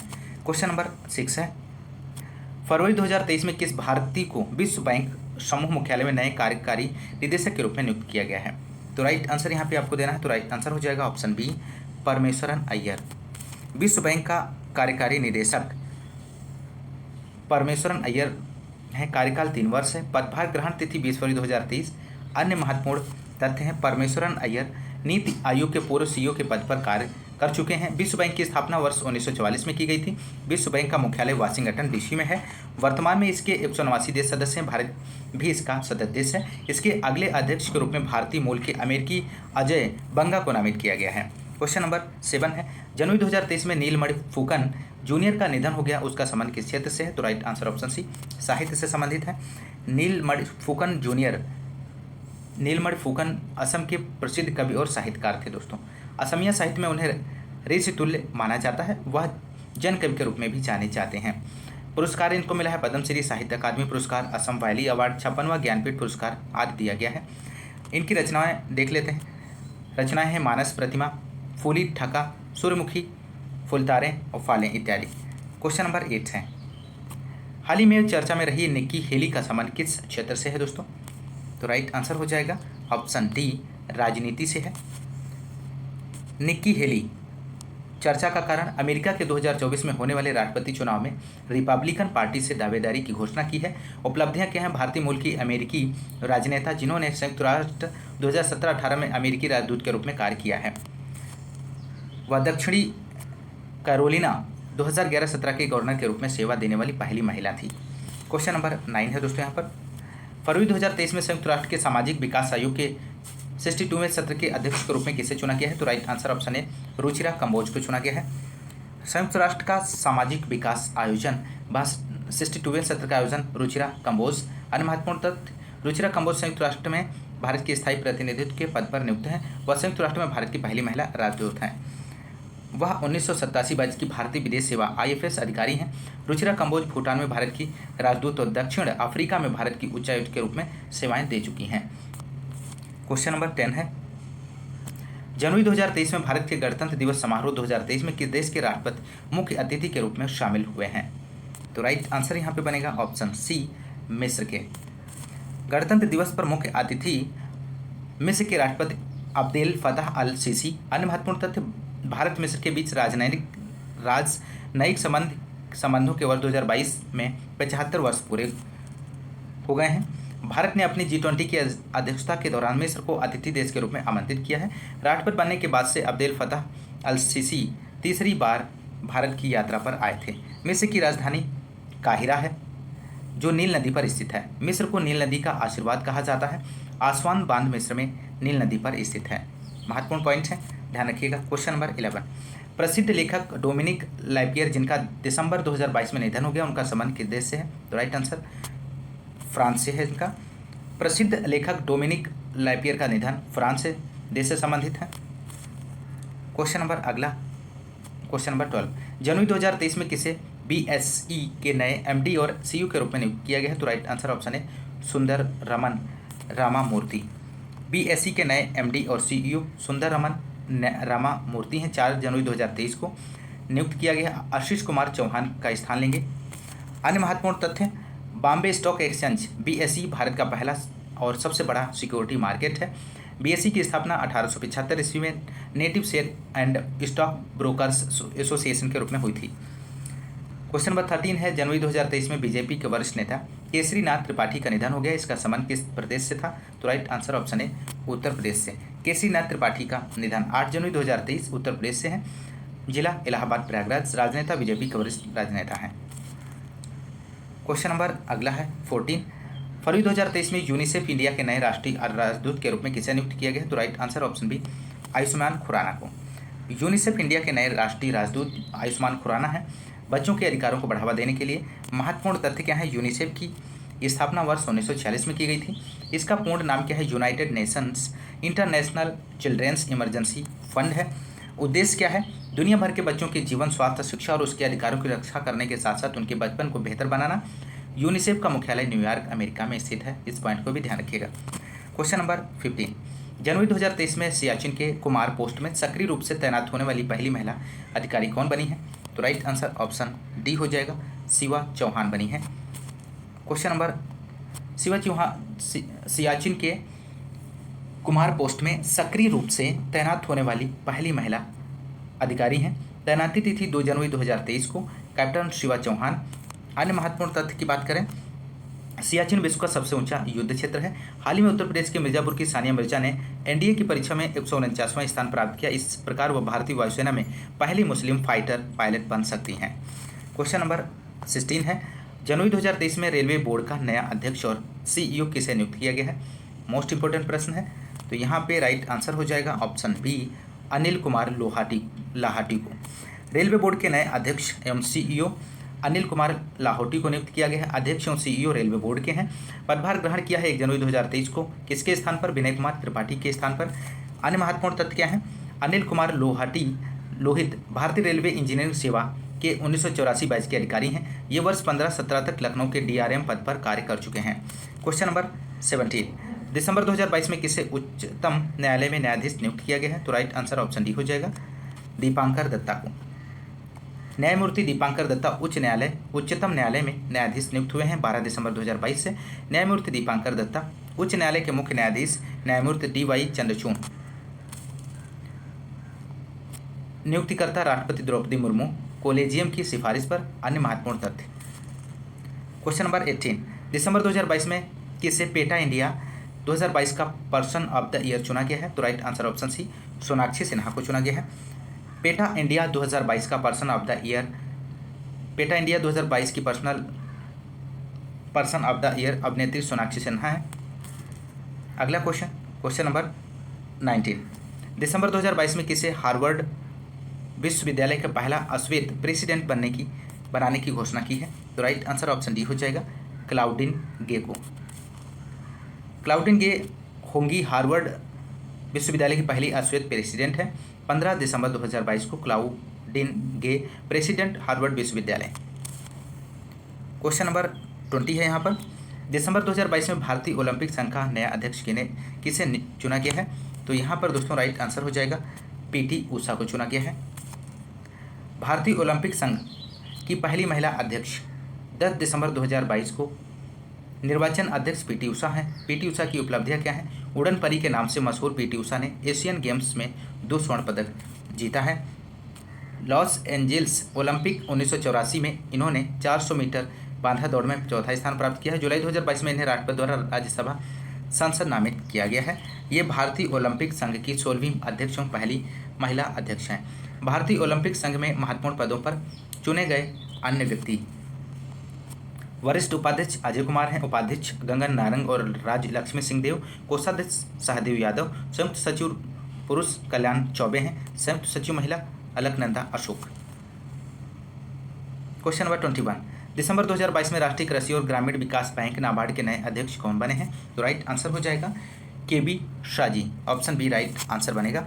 नाबार्ड के नए अध्यक्ष KB शाजी हैं। 7 दिसंबर 2022 को गोविंद राजुलू चिंताला का स्थान लिया है। राष्ट्रीय कृषि और ग्रामीण विकास बैंक स्थापना 12 जुलाई 1982 शिवरमन समिति की सिफारिश पर। मुख्यालय मुंबई में है। विशेष वर्तमान में पूरी तरह भारत सरकार के स्वामित्व में है।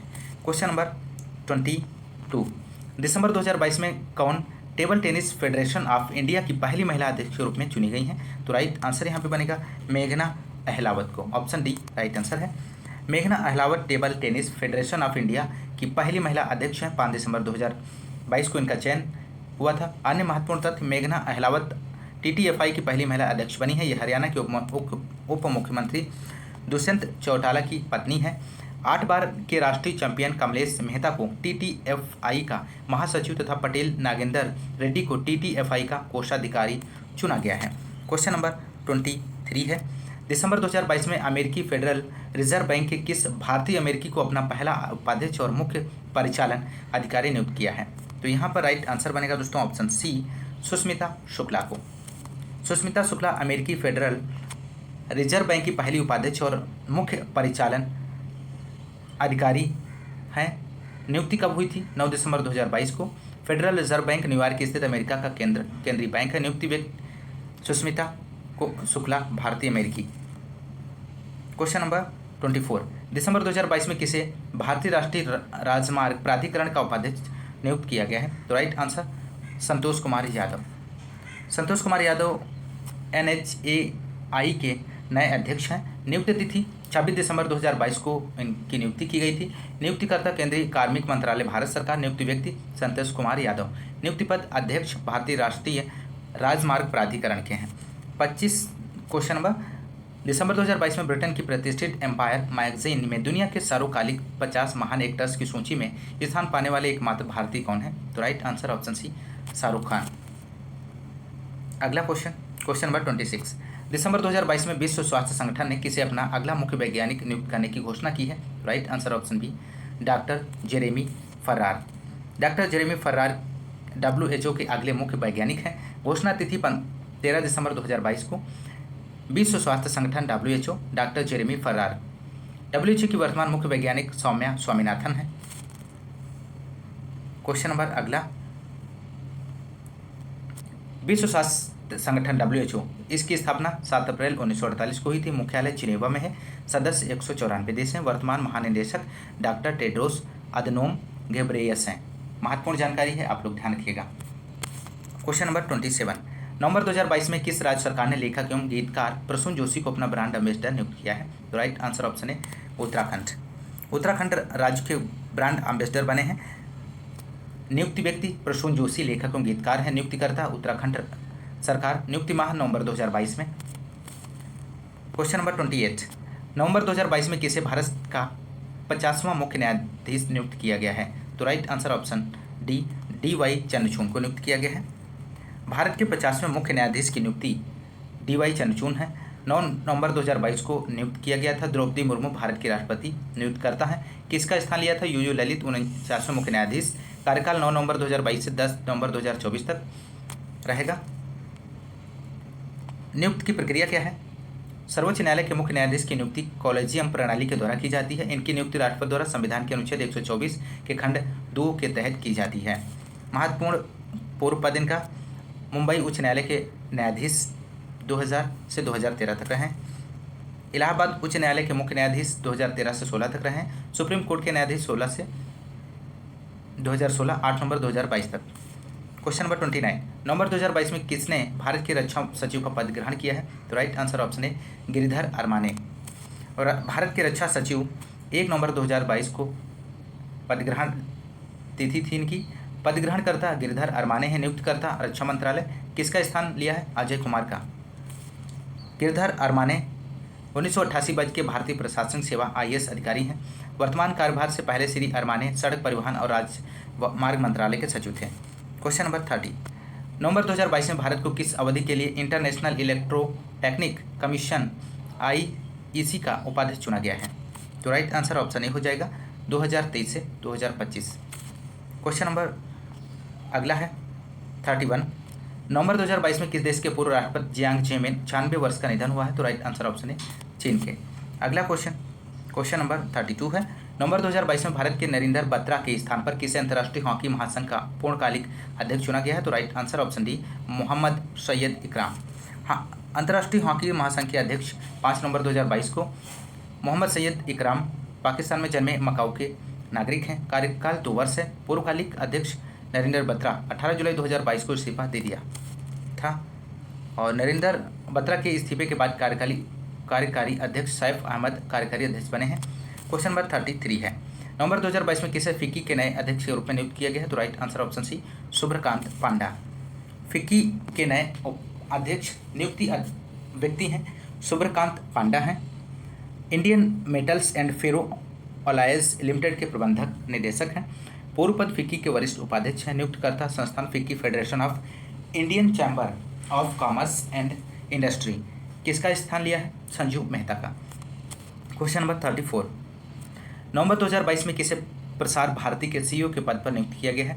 तो यहाँ पर दोस्तों राइट आंसर बनेगा ऑप्शन डी, गौरव द्विवेदी का स्थान पर नियुक्त किया गया है। गौरव द्विवेदी प्रसार भारती के नए CEO हैं। अगला क्वेश्चन क्वेश्चन नंबर 35, सन 2032 के ब्रिस्बेन ओलंपिक आयोजन समिति का मुख्य कार्यकारी अधिकारी किसे नामित किया गया है? तो यहाँ पे दोस्तों राइट आंसर बनेगा ऑप्शन सी, सिंडी हुक को। ओलंपिक और पैरा ओलंपिक खेल 2032 आयोजन अवधि 23 जुलाई 8 अगस्त 2023, पैरालंपिक 24 अगस्त 5 सितंबर 2032, आयोजन स्थल ऑस्ट्रेलिया के क्वींसलैंड प्रांत के ब्रिस्बेन शहर में। क्वेश्चन नंबर 36, अक्टूबर 2022 में कांग्रेस पार्टी का नया अध्यक्ष किसे चुना गया है? तो राइट आंसर हो जाएगा ऑप्शन डी, मल्लिकार्जुन खड़गे। कांग्रेस पार्टी के नए अध्यक्ष का निर्वाचन 17 अक्टूबर 2022 को हुआ था। 20 अक्टूबर 2022 मतगणना तिथि। निर्वाचन नए अध्यक्ष मल्लिकार्जुन खड़गे, उन्होंने शशि थरूर को पराजित किया। अगला क्वेश्चन नंबर 37, मार्च 2023 में किसे भारत सरकार के 28वें महालेखा नियंत्रक नियुक्त किया गया है? तो राइट आंसर बनेगा option B, Shri S Dubey को नियुक्त किया गया है। भारत की 28वीं महालेखा नियंत्रक नियुक्ति तिथि 6 मार्च 2023। नियुक्तकर्ता भारत सरकार, नियुक्त व्यक्ति श्री एस दुबे हैं। अन्य महत्वपूर्ण तथ्य, भारती दास 1989 बैच की भारतीय सिविल से लेखा सेवा अधिकारी हैं। महालेखा नियंत्रक सीजीए लेखांकन मामलों पर केंद्र सरकार का प्रधान सलाहकार होता है। क्वेश्चन नंबर 38, अक्टूबर 2022 में उत्तर प्रदेश के पूर्व मुख्यमंत्री मुलायम सिंह यादव का निधन हो गया। वे कितनी बार उत्तर प्रदेश के मुख्यमंत्री नियुक्त हुए थे? तो यहाँ पे राइट आंसर बनेगा ऑप्शन बी, 3 बार। अगला क्वेश्चन नंबर 39, अक्टूबर 2022 में किसे भारतीय गुणवत्ता परिषद का अध्यक्ष चुना गया है? तो right answer option B, Jakshay Shah को। क्वेश्चन नंबर 40, अक्टूबर 2022 में आदित्य L1 मिशन के प्रधान वैज्ञानिक के रूप में किसे नामित किया गया है? तो राइट आंसर हो जाएगा option C, doctor Shankar Subramaniam के। क्वेश्चन नंबर अगला 41, अक्टूबर 2022 में जमशेद जे ईरानी का निधन हो गया। उन्हें किस वर्ष पद्म भूषण से सम्मानित किया गया था? तो राइट आंसर 2007 हो जाएगा। क्वेश्चन नंबर अगला 42, क्वेश्चन नंबर, अक्टूबर 2022 में भारतीय क्रिकेट कंट्रोल बोर्ड BCCI का अध्यक्ष किसे नियुक्त किया गया है? तो राइट आंसर रोजर बिन्नी है। भारतीय क्रिकेट कंट्रोल बोर्ड के नए अध्यक्ष, नियुक्ति तिथि 18 अक्टूबर 2022। नियुक्ति अध्यक्ष रोजर बिन्नी निर्विरोध निर्वाचित हुए थे। अध्यक्ष का क्रम 36वां है। क्वेश्चन नंबर 43 है दोस्तों, अगस्त 2022 में किसे रक्षा अनुसंधान और विकास संगठन का नया अध्यक्ष नियुक्त किया गया है? तो राइट आंसर ऑप्शन बी है, डॉक्टर समीर वी कामत को। रक्षा अनुसंधान और विकास संगठन के नए अध्यक्ष की नियुक्ति 25 अगस्त 2022 को हुई थी। डॉक्टर समीर वी कामत है। नियुक्तिकर्ता केंद्रीय कैबिनेट की नियुक्ति समिति। अन्य तथ्य, डॉक्टर समीर वी कामत जी सतीश रेड्डी का स्थान लिया है। DRDO के पूर्व अध्यक्ष जी सतीश रेड्डी को रक्षा मंत्री राजनाथ सिंह के वैज्ञानिक सलाहकार के रूप में नामित किया गया है। क्वेश्चन नंबर 44, अगस्त 2022 में अंतर्राष्ट्रीय मुद्रा कोष में भारत का नया कार्यकारी निदेशक किसे नियुक्त किया गया है? तो यहाँ पे राइट आंसर ऑप्शन सी हो जाएगा, KV सुब्रमण्यम को। क्वेश्चन नंबर अगला है 45, अगस्त 2022 में किसे राष्ट्रीय प्रतिरक्षा विज्ञान संस्थान का निदेशक नियुक्त किया गया है? तो राइट आंसर ऑप्शन डी है, देवाशीष मोहंती को। क्वेश्चन नंबर, राष्ट्रीय प्रतिरक्षा विज्ञान संस्थान के नए निदेशक 22 अगस्त 2022 को नियुक्त किया गया था केंद्रीय कैबिनेट की नियुक्ति समिति के द्वारा। निदेशक नियुक्त किया गया डॉक्टर देवाशीषा मोहंती को। अगला क्वेश्चन नंबर 46, अगस्त 2022 में किसे इंटरनेट गवर्नेंस पर संयुक्त राष्ट्र के उच्च स्तरीय पैनल में नियुक्त किया गया है? तो right answer option A, Alkesh Kumar Sharma को। इंटरनेट गवर्नेंस पर संयुक्त राष्ट्र के उच्च स्तरीय पैनल में नियुक्त की 16 अगस्त 2022 को नियुक्त तिथि है। नियुक्तकर्ता संयुक्त राष्ट्र महासचिव एंटोनियो गुटेरेस। नियुक्त व्यक्ति अलकेश कुमार शर्मा है। क्वेश्चन नंबर अगला 47, अगस्त 2022 में विश्व बैंक ने किसे भारत का नया कंट्री डायरेक्टर नियुक्त किया है? तो राइट आंसर बनेगा ऑप्शन सी, अगस्ते तानो कौमे। भारत का नया कंट्री डायरेक्टर 1 अगस्त 2022 को नियुक्त किया गया है विश्व बैंक के द्वारा। नवनियुक्त कंट्री डायरेक्टर अगस्ते तानो कौमे हैं। स्थान लिया है जुनैद कमाल अहमद का। क्वेश्चन नंबर अगला 48 है, अगस्त 2022 में वैज्ञानिक एवं औद्योगिक अनुसंधान परिषद की पहली महिला महानिदेशक किसे नियुक्त किया गया है? तो राइट आंसर ऑप्शन बी, नल्ला थम्बी कलाई सेल्वी को। वैज्ञानिक एवं औद्योगिक अनुसंधान परिषद की पहली महिला निदेशक 6 अगस्त 2022 को नियुक्ति तिथि है। नियुक्तिकर्ता कार्मिक मंत्रालय भारत सरकार। नियुक्ति व्यक्ति नल्लाथम्बी कलाईसेल्वी हैं। वरिष्ठ इलेक्ट्रोकेमिकल वैज्ञानिक हैं। नियुक्ति पद महानिदेशक वैज्ञानिक एवं औद्योगिक अनुसंधान परिषद। स्थान लिया है शेखर मांडे का। क्वेश्चन नंबर अगला है 49। दिसंबर 2022 में किसे कार्यकारी केंद्रीय सतर्कता आयुक्त नियुक्त किया गया है? तो राइट आंसर प्रवीण कुमार श्रीवास्तव को कार्यकारी केंद्रीय सतर्कता आयुक्त 28 दिसंबर 2022 को नियुक्ति तिथि है। नियुक्त व्यक्ति प्रवीण कुमार श्रीवास्तव हैं। पूर्व केंद्रीय सतर्कता आयुक्त सुरेश एन पटेल हैं। Question number 50। जुलाई 2022 में इंग्लैंड के स्टेडियम लीसेस्टर क्रिकेट ग्राउंड का नाम बदलकर किस भारतीय क्रिकेटर के नाम पर रखा गया है? तो राइट आंसर ऑप्शन है सुनील गावस्कर, इसका राइट जवाब बनेगा। इंग्लैंड के स्टेडियम का नाम भारतीय क्रिकेटर के नाम पर रखा गया है। 23 जुलाई 2022 को लीसेस्टर क्रिकेट ग्राउंड भारतीय क्रिकेटर किसके नाम पर स्टेडियम का नाम रखा गया? Sunil Gavaskar. Leicester cricket ground का स्वामित्व Bharat sports and cricket club के पास है। सुनील गावस्कर के नाम पर अन्य क्रिकेट मैदान है संयुक्त राज्य अमेरिका के कैंटनी क्षेत्र में, तंजानिया के गंजीबार क्षेत्र में। Question number 51। जुलाई 2022 में किस भारतीय को विश्व बैंक ने मुख्य अर्थशास्त्री नियुक्त किया है? तो right answer option B Indermit Gill को नियुक्त किया गया है। विश्व बैंक के मुख्य अर्थशास्त्री 21 जुलाई 2022 को विश्व बैंक के अध्यक्ष डेविड मालपास द्वारा नियुक्ति प्रभावी तिथि 1 सितंबर 2022 से। नियुक्तिकर्ता विश्व बैंक। नियुक्ति भारतीय इंदरमित गिल को स्थान लेंगे कार्मेन रेनहार्ट का। विश्व बैंक का मुख्य अर्थशास्त्री विश्व बैंक की वरिष्ठ प्रबंधक टीम का सदस्य होता है। वह विश्व बैंक के अध्यक्ष और प्रबंधन को आर्थिक विषयों पर सलाह देता है। अगला क्वेश्चन, क्वेश्चन नंबर 52। जुलाई 2022 में किस भारतीय को दक्षिण सूडान में संयुक्त राष्ट्र मिशन के फोर्स कमांडर के रूप में नियुक्त किया गया है? तो right answer option D Mohan Subramaniam को। क्वेश्चन नंबर अगला है 53। जुलाई 2022 में नेशनल स्टॉक एक्सचेंज ने किसे अपना प्रबंध निदेशक और मुख्य कार्यकारी अधिकारी नियुक्त करने की घोषणा की है? तो राइट आंसर ऑप्शन ये हो जाएगा आशीष कुमार चौहान को।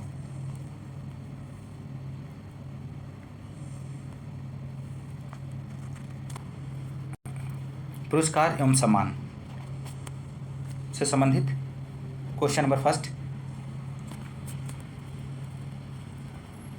अप्रैल 2023 में ग्लोबल CSR कार्य के लिए गोल्डन पुरस्कार किसे प्रदान किया गया है? तो राइट आंसर पावर ग्रिड को, इसका सही जवाब बनेगा। CSR कार्य के लिए गोल्डन पुरस्कार प्रदान किया गया है 24 अप्रैल 2023 को। प्रदान स्थल मियामी अमेरिका है। प्रदान अवसर ग्रीन वर्ल्ड अवार्ड 2023 समारोह के दौरान। पुरस्कार प्राप्तकर्ता पावर ग्रिड। पुरस्कार प्रदान किया गया है पावर ग्रिड द्वारा उड़ीसा के कालाहांडी जिले के जयपटना प्रखंड के गांव में CSR कार्य के लिए। अगला क्वेश्चन, क्वेश्चन नंबर सेकंड है 95वां ऑस्कर अवार्ड 2023 में घोषित सर्वप्रथम फिल्म कौन सी है? तो राइट आंसर हो जाएगा option D everything everywhere all at once. Question number यहाँ पे थर्ड है दोस्तों। 32वां सरस्वती सम्मान 2022 किसे प्रदान किया गया है? तो राइट आंसर हो जाएगा शिव शंकरी को। अगला क्वेश्चन, क्वेश्चन नंबर 4। 32वां व्यास सम्मान 2022 किसे दिया गया है? तो राइट आंसर हो जाएगा डॉक्टर ज्ञान चतुर्वेदी को।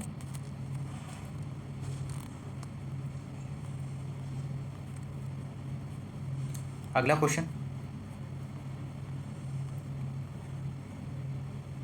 क्वेश्चन नंबर 5 है उत्तर प्रदेश संस्कृत संस्थान द्वारा प्रदत्त विश्व भारती पुरस्कार 2021 किसे प्रदान किया गया है? तो राइट आंसर हो जाएगा प्रोफेसर हरिदत्त शर्मा। उत्तर प्रदेश संस्कृत संस्थान का विश्व भारती पुरस्कार 2021। घोषणा तिथि 10 फरवरी 2023। घोषणाकर्ता उत्तर प्रदेश संस्कृत संस्थान लखनऊ। Question number 6। 26 जनवरी 2023 को संपन्न गणतंत्र दिवस परेड में सर्वश्रेष्ठ झांकी पुरस्कार किस राज्य को प्राप्त हुआ है? तो right answer option C Jharkhand इसका राइट जवाब बनेगा। क्वेश्चन नंबर अगला है 7वां क्वेश्चन नंबर। पद्म पुरस्कार 2023 में कुल कितनी हस्तियों को पद्म विभूषण सम्मान प्रदान किया गया है? तो राइट आंसर ए बनेगा 6। पद्म पुरस्कार 2023 घोषणा तिथि 25 जनवरी 2023 है। घोषणाकर्ता गृह मंत्रालय भारत सरकार।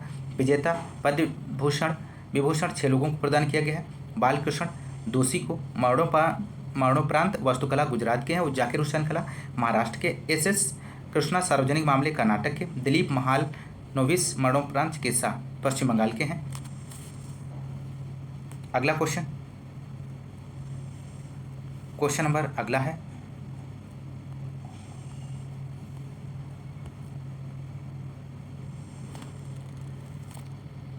क्वेश्चन नंबर 8 है 32वां बिहारी पुरस्कार 2022 किसे प्रदान किया गया है? तो राइट आंसर हो जाएगा ऑप्शन सी, डॉक्टर माधव हांडा। 32वां बिहारी पुरस्कार 2022 घोषणा की तिथि 9 नवंबर 2022। घोषणाकर्ता के बिरला फाउंडेशन है। विजेता डॉक्टर माधव हांडा। रचना पचरंग चोला पहर सखीरी। मुख्य तथ्य 31वां बिहारी पुरस्कार 2021 मधु काकरिया को उनकी रचना हम यहाँ थे के लिए प्रदान किया गया है। विशेष 32वां GD बिरला पुरस्कार 2022 के विडा फाउंडेशन द्वारा नीलेश V मेहता को दिया गया है। क्वेश्चन नंबर 9 है दोस्तों, वर्ल्ड एयरपोर्ट अवार्ड 2023 में सर्वश्रेष्ठ एयरपोर्ट किसे घोषित किया गया? तो right answer option B, Singapore Changi airport को। वर्ल्ड एयरपोर्ट अवार्ड 2023 घोषणाकर्ता स्काई टैक्स द्वारा प्रदत्त शीर्ष 3 हवाई अड्डे हैं। Singapore Changi airport, Hamad international airport, Tokyo Haneda airport. अगला क्वेश्चन नंबर 10 है एबेल पुरस्कार 2023 किसे प्रदान किया गया है? तो राइट आंसर हो जाएगा लुई से कैफ रली को। एबेल पुरस्कार 2023 22 मार्च 2023 को इसकी घोषणा हुई थी। The Norwegian academy of science and letters के द्वारा। विजेता लुई से कैफ रली हैं, अर्जेंटीना मूल के अमेरिकी गणितज्ञ हैं। क्वेश्चन नंबर 11 है 76वें बाफ्टा अवार्ड 2023 में सर्वश्रेष्ठ अभिनेता किसे घोषित किया गया है? तो right answer option C, Austin Butler को। 76वां बाफ्टा अवार्ड्स 2023 आयोजन तिथि 19 फरवरी 2023। आयोजन स्थल लंदन UK का royal festival hall.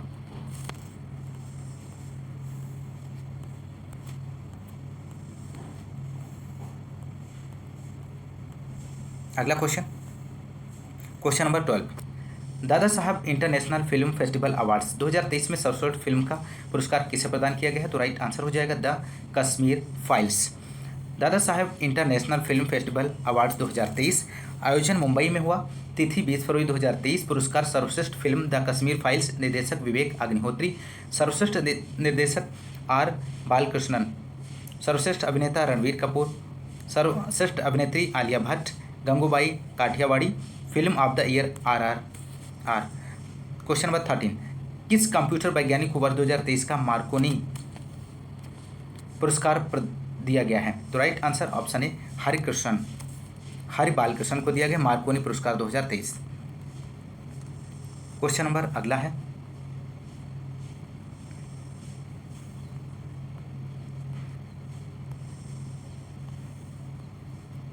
Question number 14 जनवरी 2023 में आयोजित 80वें गोल्डन ग्लोबल अवार्ड्स में सर्वश्रेष्ठ मूल गीत का पुरस्कार नाटू नाटू गीत ने जीता। इस गीत के गीतकार कौन है? तो राइट आंसर ऑप्शन सी हो जाएगा, चंद्र बोस। नाटू नाटू गाने को 80वें गोल्डन ग्लोब अवार्ड में सर्वश्रेष्ठ मूल गीत का पुरस्कार प्राप्त तिथि 11 जनवरी 2023। गीत से संबंधित फिल्म RR। गीत की भाषा तेलुगु है। अगला क्वेश्चन नंबर 15 71वीं मिस यूनिवर्स प्रतियोगिता 2022 की विजेता कौन है? तो राइट आंसर ऑप्शन बी हो जाएगा, R बॉनी ग्रेवियल। 71वीं मिस यूनिवर्स प्रतियोगिता 2022 आयोजन तिथि 14 जनवरी 2023। आयोजन स्थल लुइसियाना USA है। विजेता R बॉनी ग्रेवियल USA के हैं। प्रथम उपविजेता अमांडा डुडामेल वेनेजुएला के। क्वेश्चन नंबर 16 है 16 दिसंबर 2022 में प्रदान किए गए नोबेल पुरस्कार 2022 के संबंध में विचार कीजिए। साहित्य का नोबेल पुरस्कार फ्रांसीसी लेखिका एनी एर्नॉक्स को प्रदान किया गया है। सेकेंड ऑप्शन है शांति का नोबेल पुरस्कार बेलारूस के मानवाधिकार कार्यकर्ता एलिस बियालियास्की तथा रूस के मानवाधिकार संगठन मेमोरियल और यूक्रेन के मानवाधिकार संगठन सेंटर फॉर सिविल लिबर्टीज को संयुक्त रूप से प्रदान किया गया है। थर्ड है चिकित्सा का नोबेल पुरस्कार स्वीडन के आनुवांशिक वैज्ञानिक स्वाते पाबो को उनके कार्य जीनोम और मानव विकास के संबंधित उनकी जान खोज के लिए दिया गया है। उपयुक्त में से कौन सा सही कथन सही है? तो right answer first second third हो जाएगा।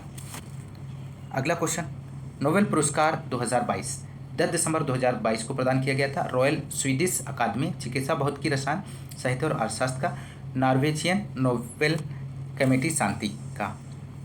क्वेश्चन नंबर अगला है 17 क्वेश्चन नंबर, साहित्य अकादमी पुरस्कार 2022 के विषय में विचार कीजिए। पहला है हिंदी भाषा का साहित्य अकादमी पुरस्कार बद्री नारायण को उनके काव्य संग्रह तुमड़ी के शब्द के लिए प्रदान किया गया है। सेकेंड है अंग्रेजी भाषा का साहित्य अकादमी पुरस्कार अनुराधा राय को उनके उपन्यास all the lives we never lived के लिए प्रदान किया गया है। थर्ड है उर्दू भाषा का साहित्य अकादमी पुरस्कार अनीस अशफाक को उनके उपन्यास ख्वाब शराब के लिए प्रदान किया गया है। उपयुक्त में से कौन सा सही कथन है? तो राइट आंसर हो जाएगा ऑप्शन डी, सभी सही हैं। साहित्य अकादमी पुरस्कार 2022 घोषणा तिथि 22 दिसंबर 2022। पुरस्कार घोषणाकर्ता साहित्य अकादमी राष्ट्रीय साहित्य संस्थान। घोषित पुरस्कारों में शामिल है 7 कविता संग्रह, 6 उपन्यास, 2 कहानी संग्रह, 2 साहित्य समालोचन, 3 नाटक, 1 आत्मकथा, कथात्मक निबंध, 1 संक्षिप्त सिंधी साहित्य इतिहास में लेखक संग्रह। साहित्य अकादमी पुरस्कार 2022 हिंदी के लिए तुमड़ी के शब्द कविता संग्रह बद्री नारायण को, लेखक ऑल द अंग्रेजी के लिए all the lives we never lives उपन्यास अनुराधा रॉय को, उर्दू ख्वाब शराब अनीस अशफाक को, संस्कृत के लिए दीप माणिक्यम कविता संग्रह जनार्दन प्रसाद पांडे मणि को, असमिया भूल सत्य कहानी संग्रह है मनोज कुमार गोस्वामी को। अगला क्वेश्चन नंबर 18 है दिसंबर 2022 में घोषित रविन्द्रनाथ टैगोर साहित्य पुरस्कार 21-22 के विजेता कौन है? तो राइट आंसर ए और बी दोनों ऑप्शन सही हैं, सुदीप सेन और शोभना कुमार। रविन्द्रनाथ टैगोर साहित्य पुरस्कार 21-22 19 दिसंबर 2022 को इसकी घोषणा हुई थी। सुदीप सेन, शोभना कुमार और संजय के रॉय। संस्करण 5वां है वर्ष 2018 में। अगला क्वेश्चन नंबर 19 दिसंबर 2022 में जमनालाल बजाज पुरस्कार 2022 किसे दिया गया था? तो राइट आंसर हो जाएगा उपयुक्त सभी को, डॉक्टर ओगरित यूनान को, डॉक्टर वालिद सलाबी को, सोफिया साइक को। अगला क्वेश्चन नंबर अगला है 20 दिसंबर 2022 में किस इमारत को शीर्ष ग्रीन बिल्डिंग पुरस्कार प्रदान किया गया है? तो राइट आंसर ऑप्शन सी हो जाएगा, भारतीय विशिष्ट पहचान प्राधिकरण मुख्यालय भवन। अगला क्वेश्चन नंबर 21 है हाल ही में पहला रोहिणी नैयर पुरस्कार किसे प्रदान किया गया? तो right answer option C, Sethrichem Sangtam को। अगला क्वेश्चन नंबर 22 दिसंबर 2022 में किसे वर्ष 2022 का Time person of the year चुना गया है? तो right answer option B, Volodymyr Zelensky को।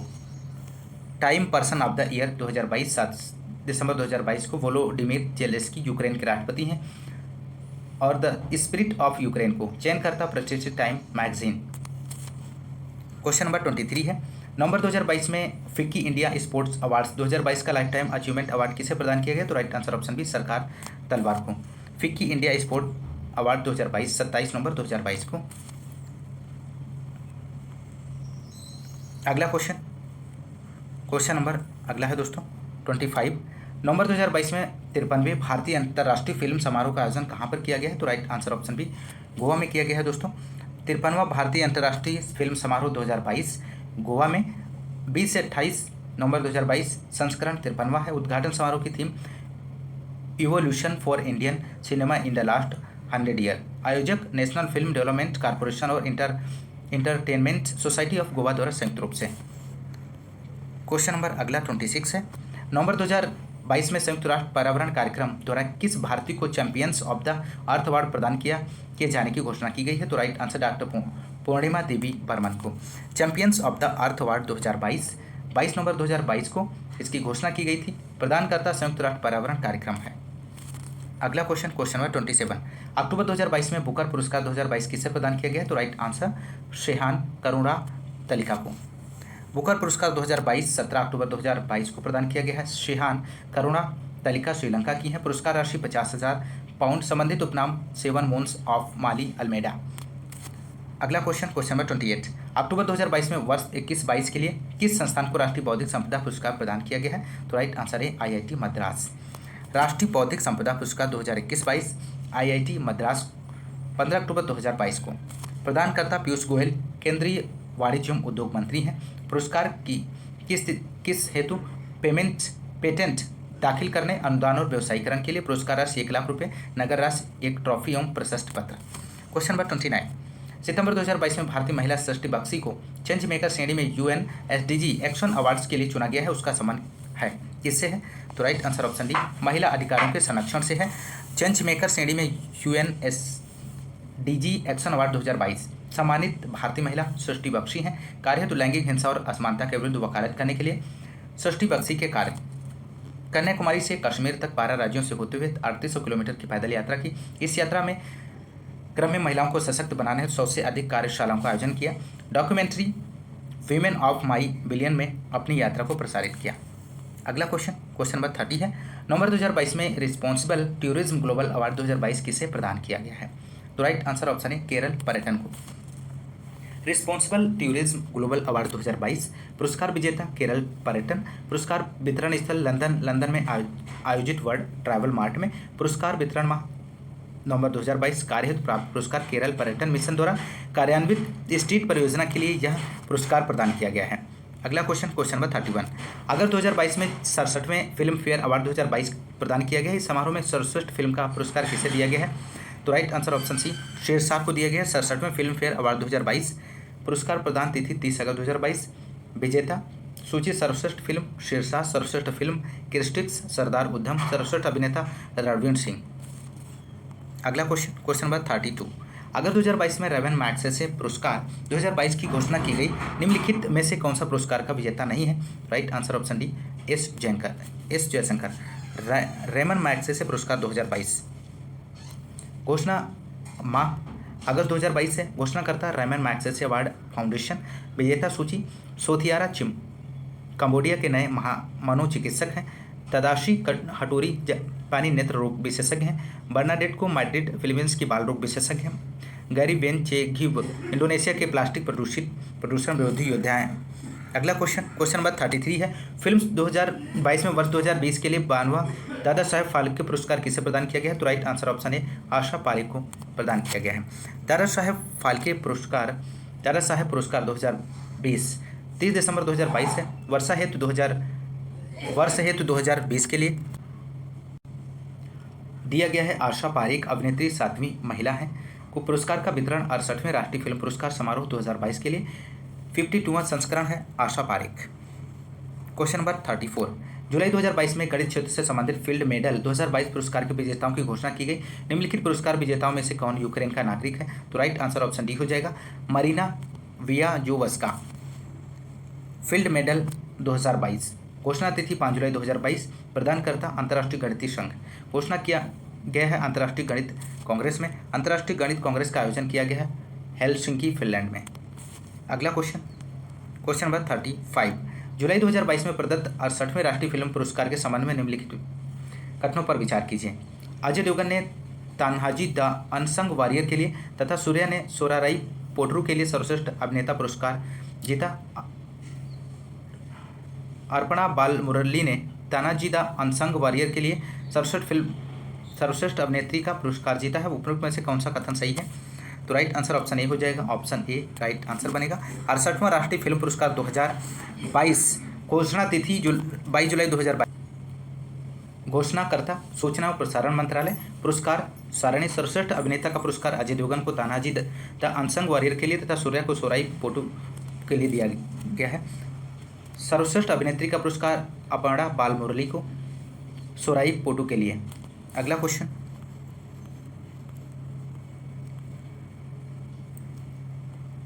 दोस्तों यदि आपको क्लास पसंद आ रही तो क्लास को ज़्यादा से ज़्यादा लाइक और शेयर करते रहिए। दोस्तों आज की इस क्लास में बस इतना ही। मिलते हैं नेक्स्ट क्लास में। तब तक के लिए नमस्कार, जय हिंद, धन्यवाद।